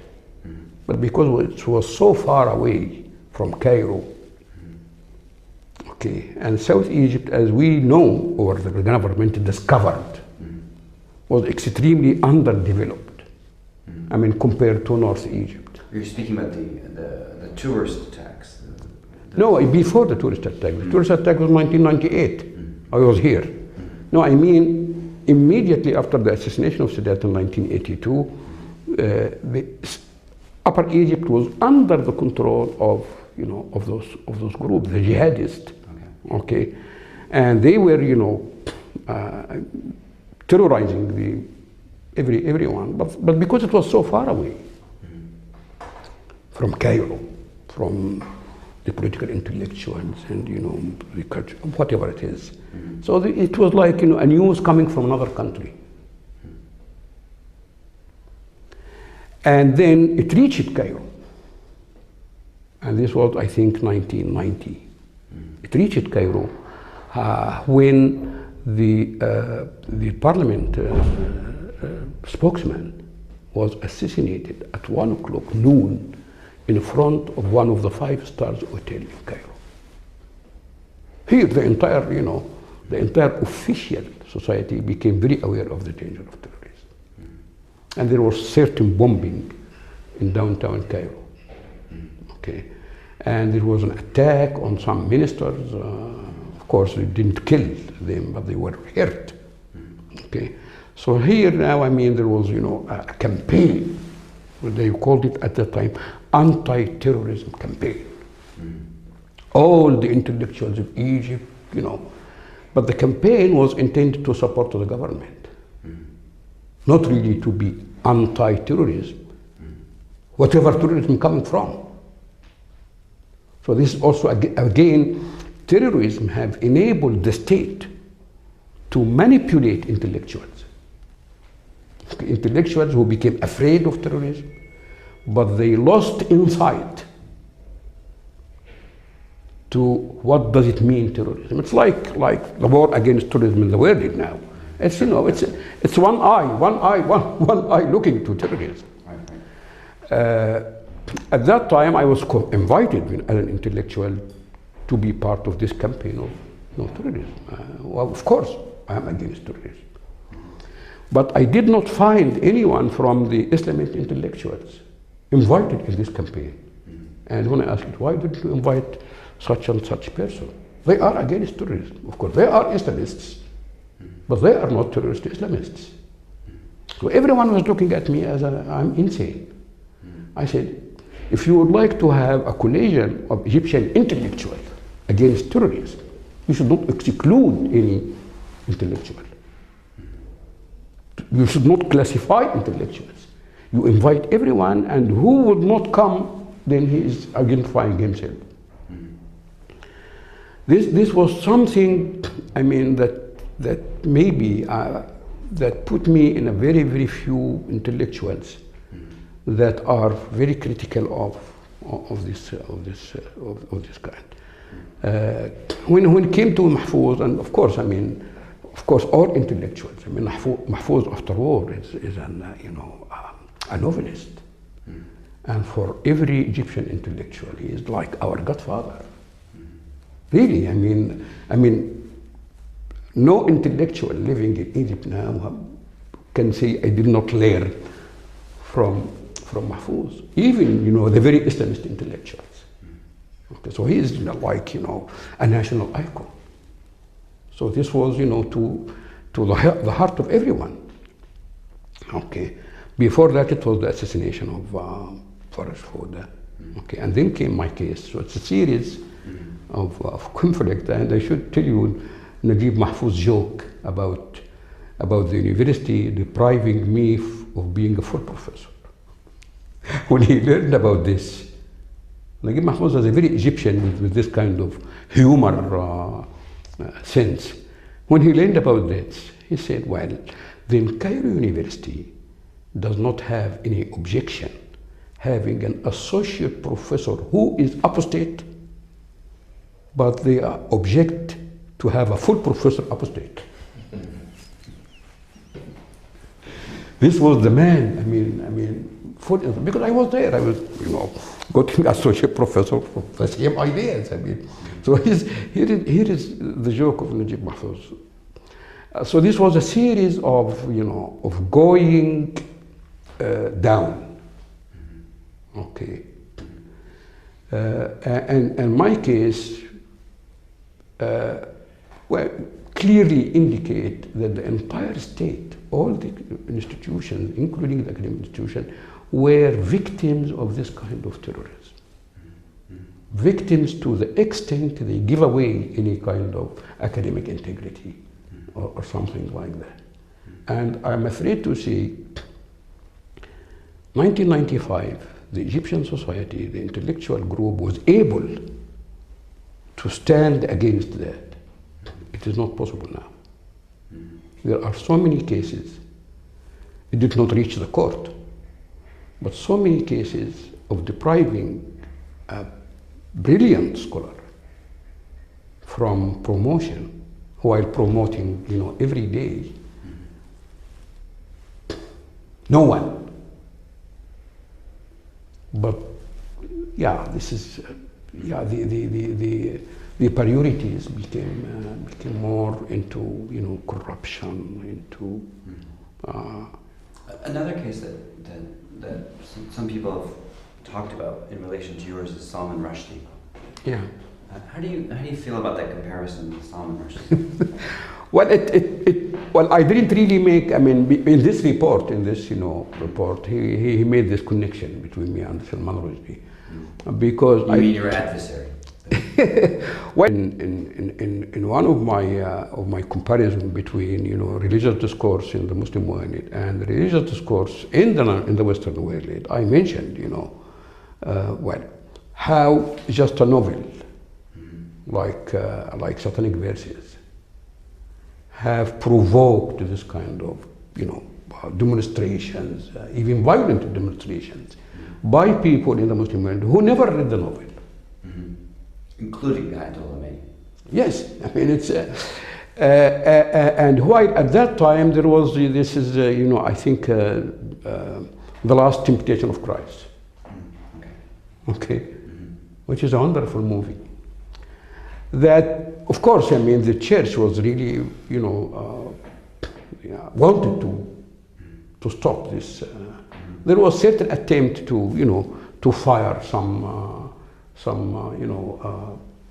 in Paris, some movie houses in Paris, something. But there was no certain statement from the Pope against the film. Well, people are angry. Okay, right. So this was, the comparison I made. How the religious discourse in the Muslim world are so, fragile. That a novel would present threat to an entire civilization called the Islamic civilization. Of course, we know that it was Khomeini in the last chapter of the book. Okay, conveyed in the last chapter of the Imam from behind the veil, dark room, okay, etc., etc., etc. So he in his attack against him, he said he is even defending this hallucination of Salman Rushdie. Okay, my opinion about the entire thing about literature, whether it is Salman Rushdie or Najib Mahfouz, literature is literature. It should be approached from literary critical approach. Okay, if we think, and I wrote about this in Arabic, if we think that in a novel every statement is the author's statement, this is absolute stupidity, because we don't understand what is narrativity is. Okay, a novel is a polyphonic structure of literature. Okay, art has its specific way of signifying. That just taking art as a statement is stupid. Whether this art is a painting, is a song, is a poem, is a novel. And my point here is how come that Muslims who have a text, which is the Quran, which is an excellent narrative text, became so stupid to reject narrativity. Okay, you don't read the Quran. Sometimes in my public lectures in Arabic, you don't read the Quran. The Quran is music. You have to learn how to tajweed, and this is music. So how dare you say music is haram? If you need to know some music in order to be able to recite the Quran in a proper way. So how can you speak about the Quranic narrative? Okay, and to say this is haram and this is halal. Okay, if we apply this kind of stupid criticism to the chapter of Joseph in the Quran, in which the scene of the Pharaoh wife seducing Joseph is really a scene in the Quran. Of course, it is expressed in a highly literary language, but it is there. She was about to have him, he was about to have her, but the divine interfered. So it's, I mean, from very early, I was in Japan when this scandal of Salman Rushdie. And they killed his Japanese translator. Yeah. So this is my my view. It's why should we feel danger from anything, whatever? Okay, I mean, within this cartoon. Thing, and you say, oh my God, this is, I mean, those people don't know. Thousands of books are written against Muhammad. Thousands of books are written against Jesus. Okay, all these thousand books did not destroy the faith. I mean, it's the demand is always how to advise Muslims. To respond in a civil, rational way to any kind of challenge. I said we should change, Muslims should take this as a challenge, not as a threat. In case of threat, you immediately, make retaliation. But in case of a challenge, you have to think about what is said. Criticism of religion, criticism of religious figures, is something that is very important to the development of religious idea themselves. And the history of every religion is the history of, not the history of apostasy. It's the history of, going beyond challenging the dogma. Okay, and only when the dogma is a challenge, only after being challenged, it is able to reconstruct itself. Otherwise, it would be frozen. Okay, this is the history of the development of all religions. And in your writing, you're very much against the frozen nature of his Quranic interpretation. Right. The frozenness. Right. I'd like to ask you just a couple more questions about what you may have heard of or thought about your case in relation to the Algerian writer Tahar Jaout. Do you remember? He was killed in 1993. And the Algerian, it's Djaout. Tahar Jaout. He was one of the kind of leading critics of the Islamists in Algeria, but also the Algeria. Algeria. And the Algeria kind of came to symbolize the great challenge for protecting the right of critique in a lot of ways. And a lot of people from Algeria ended up in exile in the West, right? And it became one of the principal, because there was political Islam developed there in a particular way, and there was a possibility for the Islamists to come to power. The state canceled the elections, and then for the next decade there was a pretty violent. I know. Did you ever think about your case as it was unfolding in relation to these other national situations, national tragedies such as Algeria? Well, there is a connection. I mean, if you look into the intellectual aspect of this, not into the special, personal, or political aspect of it, there is a connection.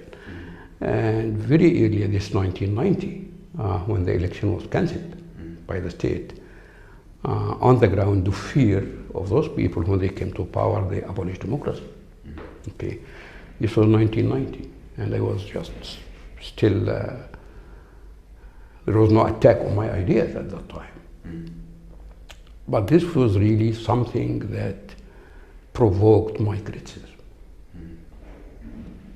And I stated that if we agree to take democracy as our,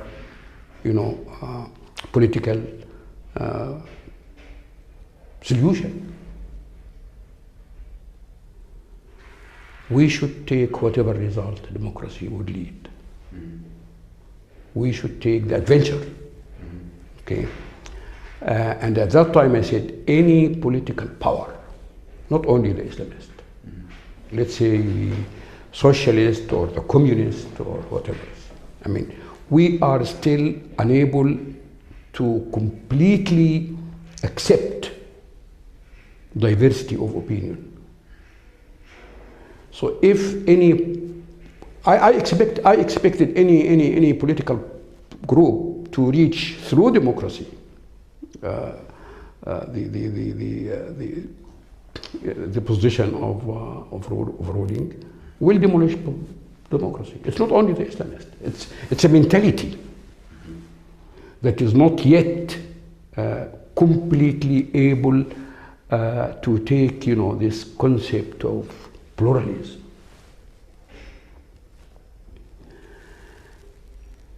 At that time, I was very critical of the Algerian state and critical of the European state who supported the decision of the Algerian state.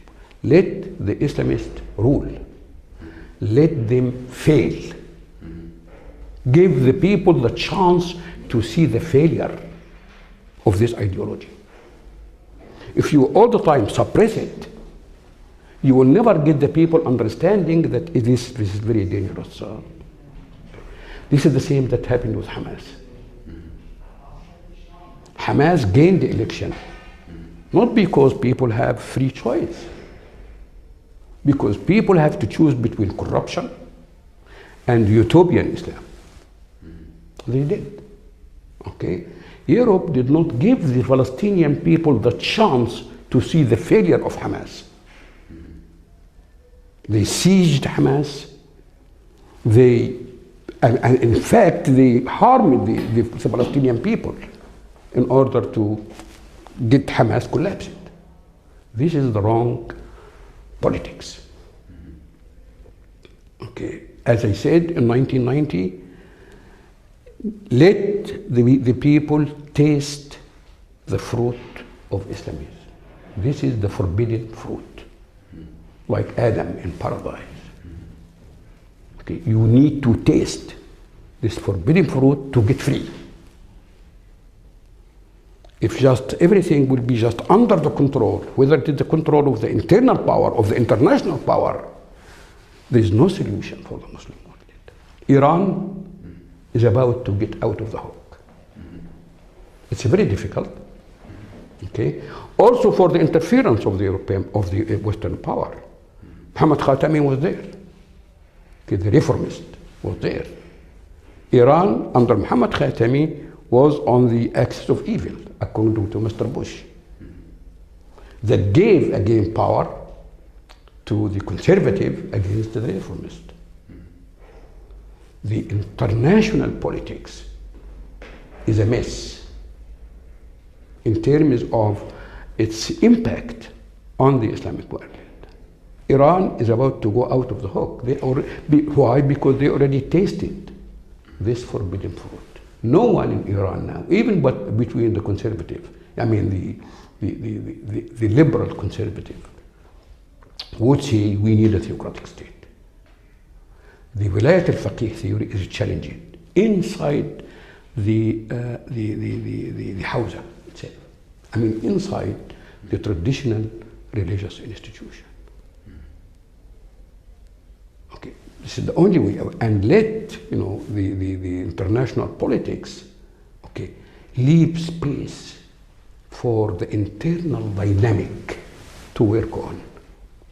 Interference would really, crypt the internal dynamic from developing into the right direction.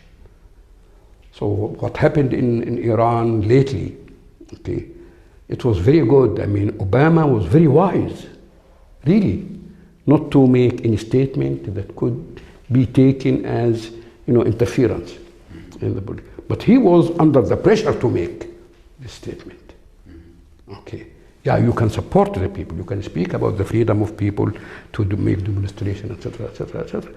Let the Muslim world go through the dynamic that Europe went through a long time ago.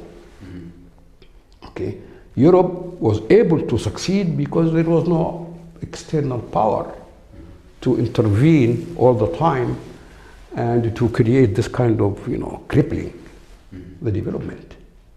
Well, you just said reminds me of something that Mandela said, and actually in your book there's a reference to Mandela, Nelson Mandela. Yes. When you accepted the freedom of religion promise, there's a direct reference to Nelson Mandela. Yeah. What do you think that the world learned from Mandela's approach to power? Because you make a direct. Yeah, well, this was, I think, in the context of claiming, I think it was also Bush all the time, claiming by Bush after 11 September, immediately after 11 September, and then this claim was repeated in all the political leaders in Europe, that putting Islam in opposition to our values and the expression, our values of freedom, our values of equality, our values, blah, blah, blah, blah. And when it is put like this, our values, it means excluding non-Western cultures, non-Western nations from being part of these values. So when you claim the values, I mean the modern values, my argument here was, this is not your values. This is the values that the human race reached from the very beginning of the history until now. It is expressed now in this geographical area called the West. Because this is, again, the process of how civilization developed and changed from region to region. But with this kind of moving, it carries with it all the positive dimension, all the positive values that have been accumulated through human experience. So if we speak about human rights as absolutely Western production, then the West here is claiming that the entire history of human being has nothing to do with that. While we should take, knowledge of Spartacus, this people who are killed to be free of slavery. So from Spartacus to Nelson Mandela, you cannot just, delete this history and say, our values. Not to mention, the Islamic values that have traveled all the way through Sicily and through Spain. This, how can we, invest this knowledge in the mind of those stupid politicians all over the world? And if a wise political discourse is produced, then this will minimize all this kind of tension, conflict when you say our values and a Muslim sheikh or a Muslim say, wow, yeah, but this value is against Sharia. But if you present these values, and this is the value of the history of human endeavor, including, certain aspects of Islamic civilization. The fact that, that Aristotle, the Arabs have, made a lot of commentary about Aristotle. And through the Arabs, that Aristotle became known in the Middle Ages in Europe before they discovered the manuscripts of Aristotle. These are, these should be, common knowledge to be taught in the schools all over the world. If we really look to globalization as a blessing, but in the dominant international religious discourse, globalization is a mean of domination. And here it creates all the fear, all identity problems, all over the world, not only on the Muslim world, but in different parts of the world which are non-Muslims. How can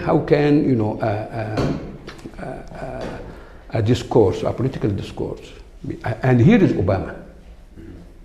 Okay, I think that's what distinguishes Obama, this kind of awareness. And to tell you the truth, every day I was waiting when Obama will be killed. Because this is the history of America. Or when he will be fully manipulated within the system. So you have a man of insight. The American people make a very good choice, but the world around is not. So here I mentioned Nelson Mandela, and here also you can understand my defense of the liberty and the freedom of the Islamist. Okay. I cannot accept democracy under the condition I should be the one to be elected. This is not democracy. Of course, democracy as it is practiced in the Arab and the Muslim world is not the real needed democracy, because democracy basically is a conclusion of individual freedom. One vote, one person. This is democracy. Okay? But democracy in the Arab and the Muslim, it's a procedure. It's not really based on this kind of concept of freedom. Freedom of individual to take his or her decision was established before democracy became a political system. The Arab world and the Muslim world is jumping, through women are not really dealt with equally. Even human, the family is the strong. In the majority of the Arab world, even the male cannot make decision about his marriage. It is a family decision. Not to mention the female. In such a society which is more or less living under tribal code, we need, in order to have a real democracy, to go into this kind of freedom, to instill the concept of freedom. Of course, the concept of freedom will conflict with the Sharia, so many Sharia concepts. The concept of man, of the human in Sharia is a very limited concept. It's not the human, it's the duty-bounded human, not the right-bounded human. Okay, the mukallaf, as the fuqaha would say. So there is a lot of research to be done. Democracy in Egypt, we have parties, yeah, right, but what we cannot say it is the democratic system in which every person, every individual has one opinion of him. Opinions can be formulated by the media, can be formulated by even buying votes, by money. I want to turn to some questions about your life here right now. So you've been living in exile for almost a decade. 15 years. 15 years, for over a decade. In the Netherlands. And in your book, you talk about the ebb and flow, if you will, of exile, and the kind of personal problems that can result from it. And you're quite honest about depression and not feeling at ease sometimes in Europe.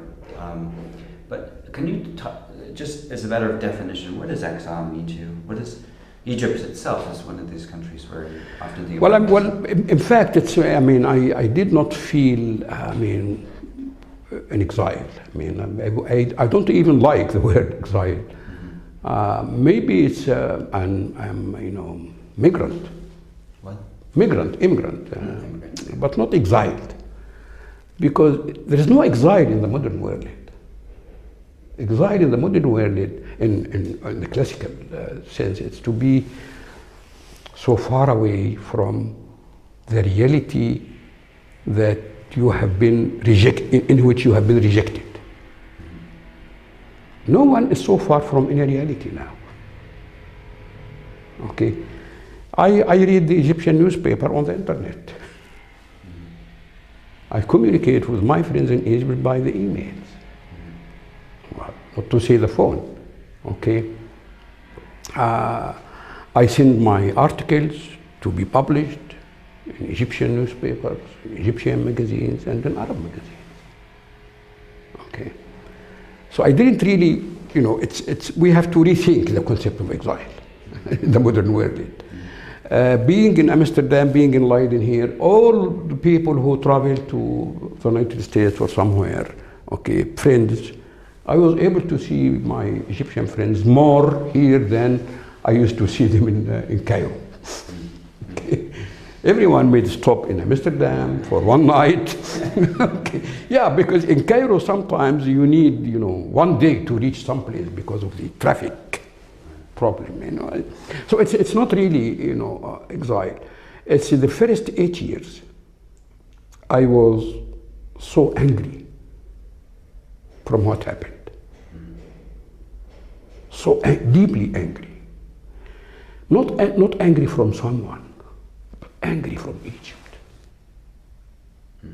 It's, it's a kind of anger that you are angry from your mother. Okay, you feel your mother, whom you have a very good will to do everything good for her. And this was, I'm teaching your children. I'm trying to be a good teacher. I never, allowed myself to any kind of slight corruption, like selling my books, for example, in the course. I was insisting on, a list of resources that students should consult. So I did my best to teach your children in the best way I can in the context of Egypt. This was, deeply my feeling. This kind of anger, okay, that separated my life to day life and night life. Day life, Egypt is not in my mind at all. I am very busy with my student here, with my colleagues. Never think about Egypt.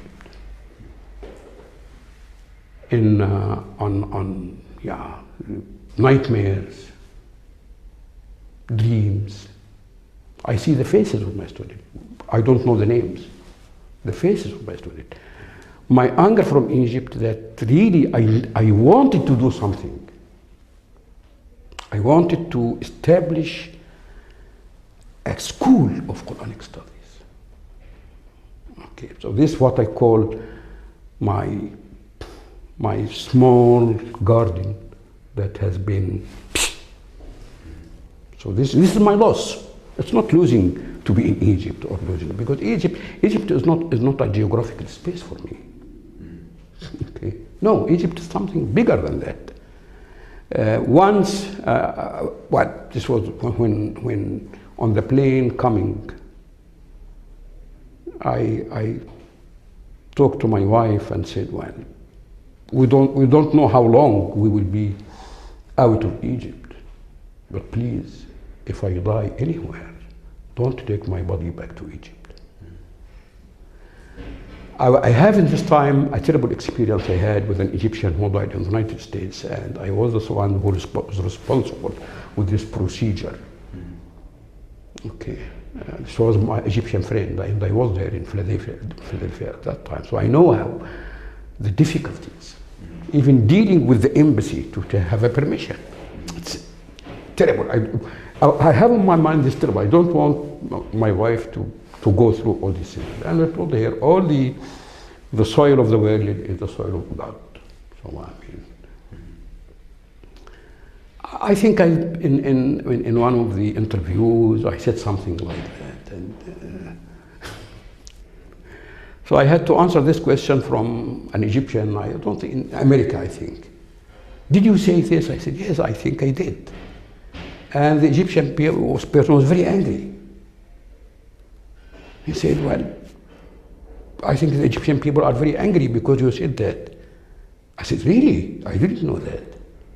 But maybe because the Egyptians think about Egypt as a graveyard, not as a place to live. For me, Egypt is a place to live, not to be buried in. And the person came to me after that. For the first time, I realized that. I said, yes, I mean, Egypt is something bigger than to be a graveyard. You ask to be buried in its soil after death. We need to have Egypt as a place, a safe place to live. This kept me, I mean, this kind of anger, kept me for 8 years from making any trip to Egypt. But suddenly, I mean, and it happened like intuition. What kind of stability is this? Now you are giving Egypt to other people. Now you are denying that Egypt is not a monolithic entity. You have people who support you, you have your friends, you have your family.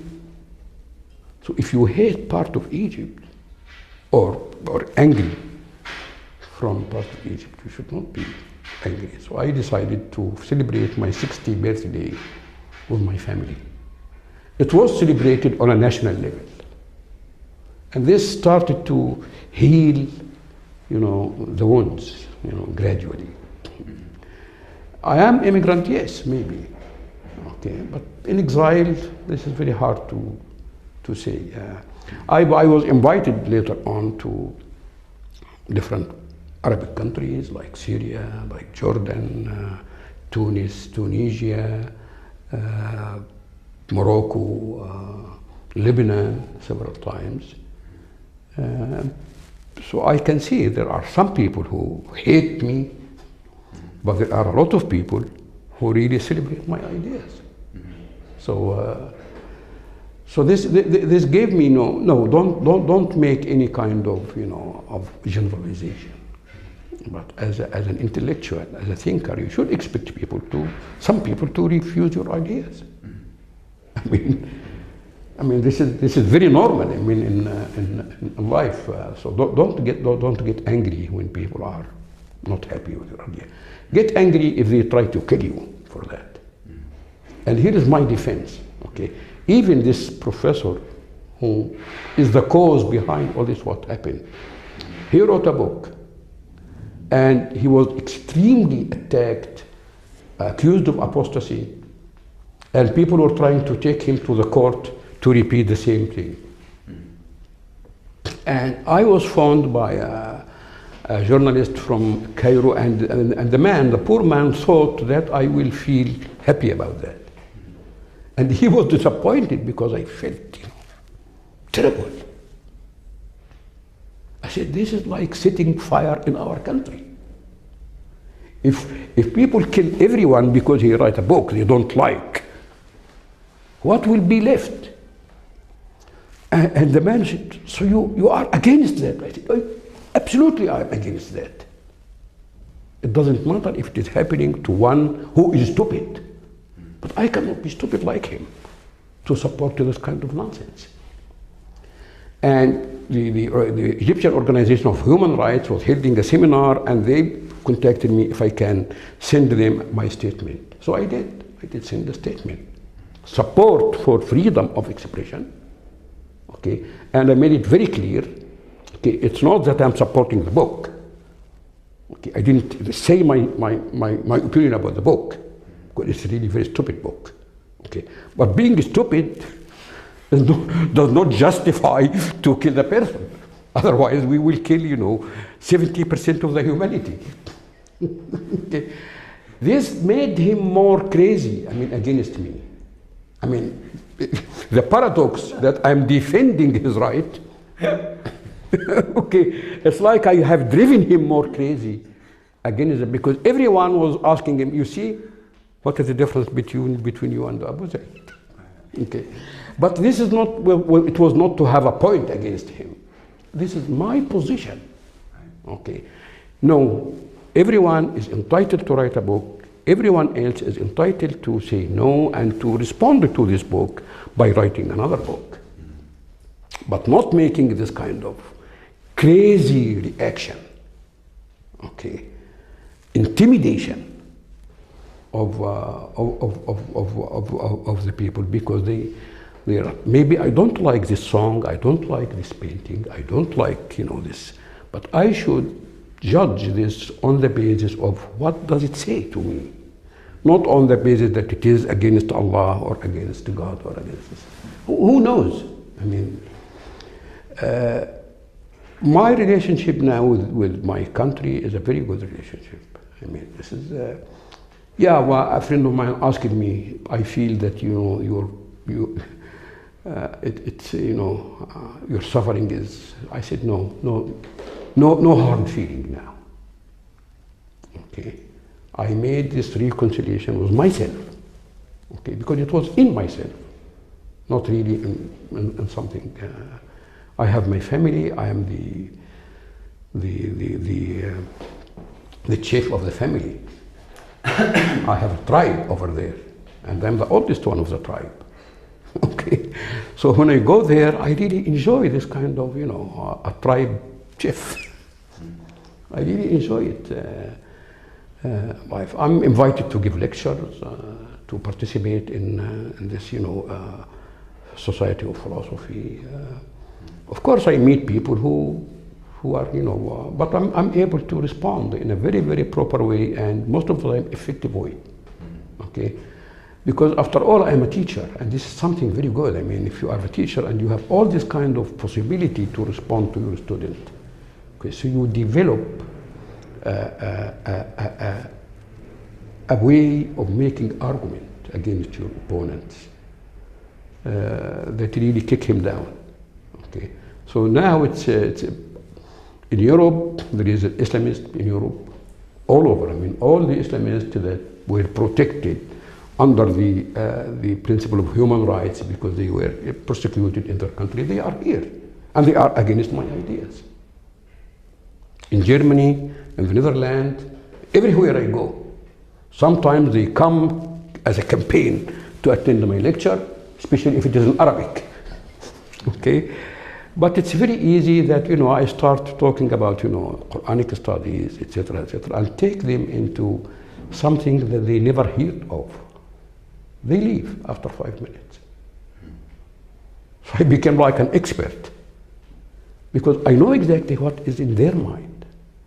They don't have, they got their knowledge from second, third, third-hand books or fourth-hand books, or from oral communication.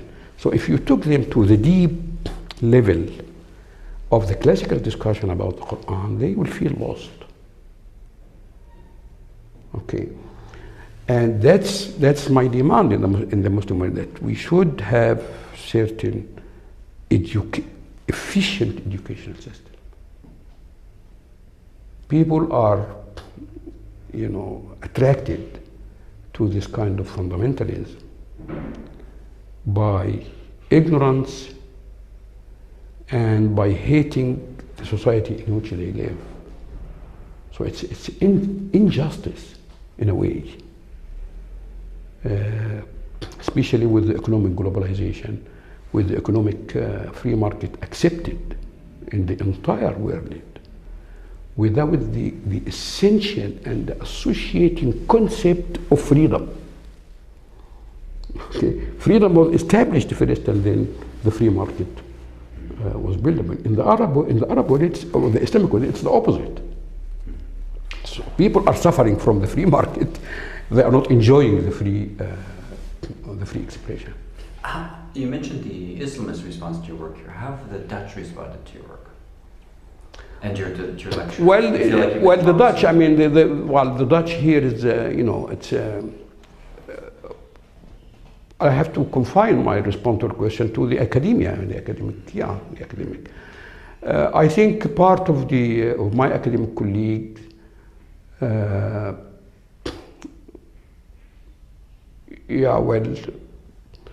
will consider my work as a genuine academic work, okay, critical approach, and they would appreciate very much the fact that I am not by any means working outside the paradigm of Islam.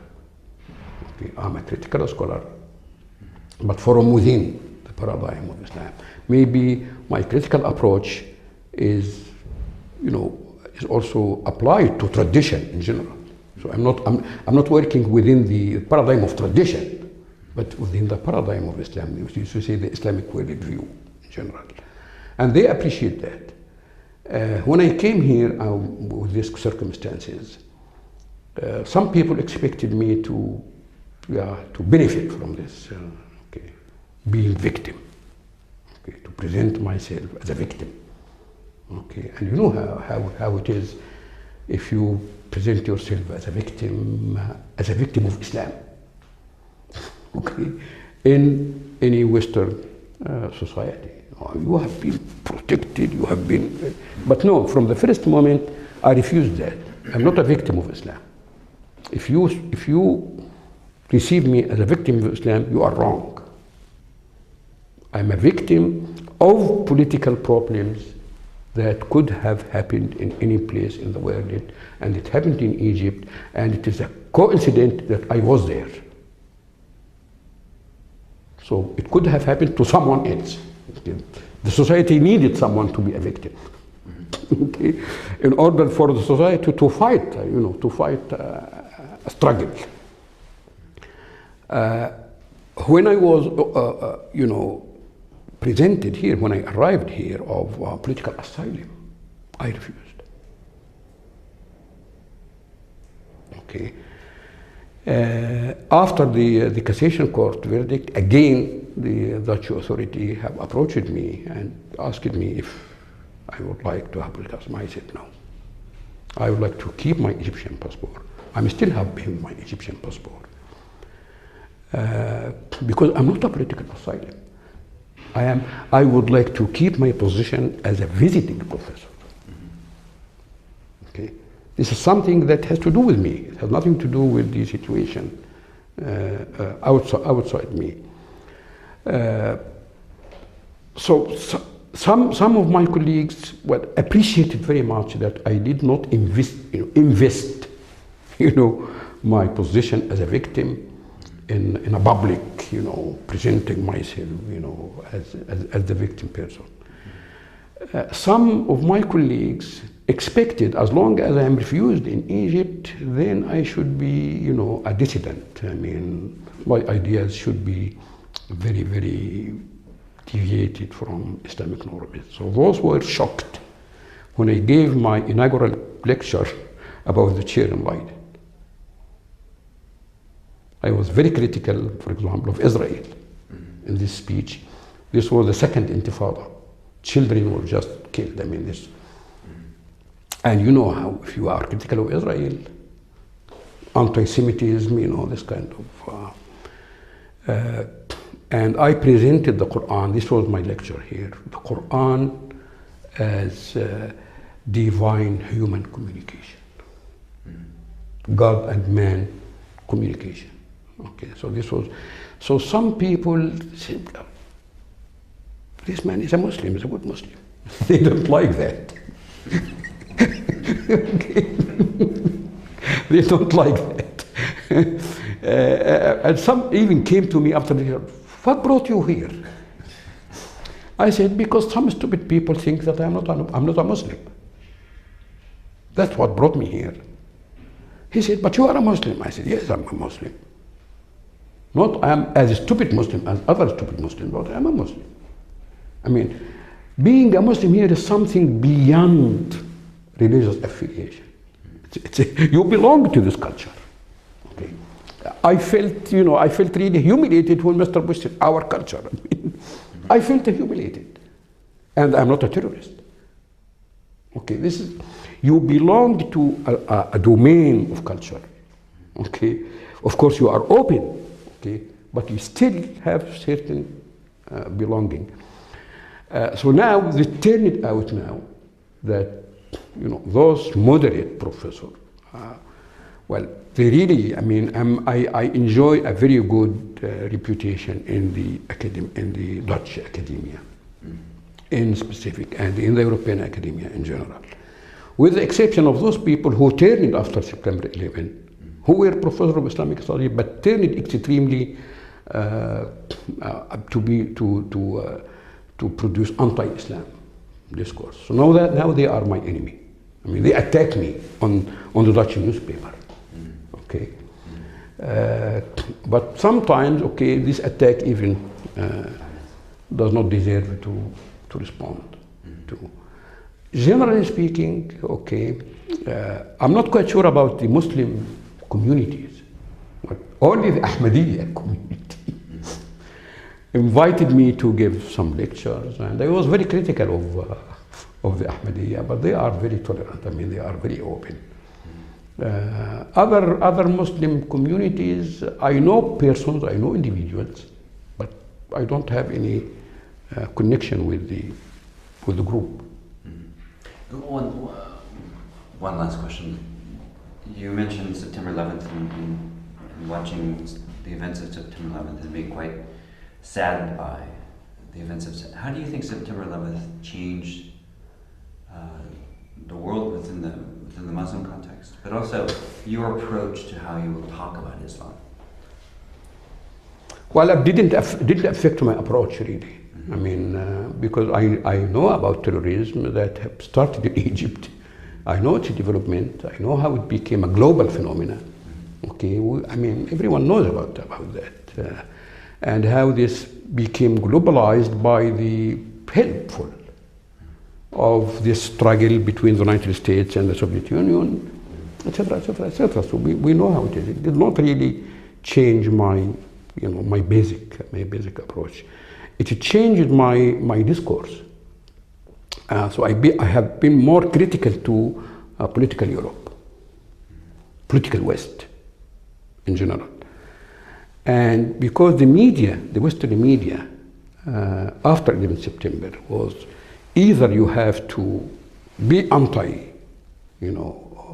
anti-Islam, or they could tolerate your criticism to Islamic culture, but they were able to tolerate any criticism to the Western discourse.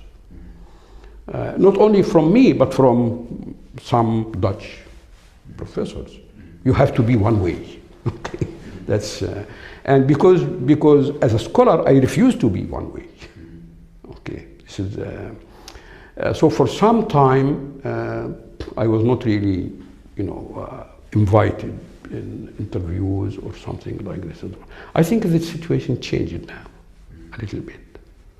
So there's certain change, especially after the powerful domination of the rightist anti-Islam discourse, especially in the Netherlands, that the Dutch people started to realize that this is very dangerous discourse, very dangerous for the Netherlands. And also, for example, Theo van Gogh. Yeah. The assassination. Yes, yes. I live in an absolutely Dutch neighborhood. Okay. And I'm contacted with, although I don't speak Dutch, I fail to learn the language because I'm traveling a lot of other reasons. But I communicate with my neighbors. They are willing to communicate with me in English, and they know about my books, because some books have been translated into Dutch now, and I can feel the change. hopefully it will be a genuine change of, of tolerance or respect.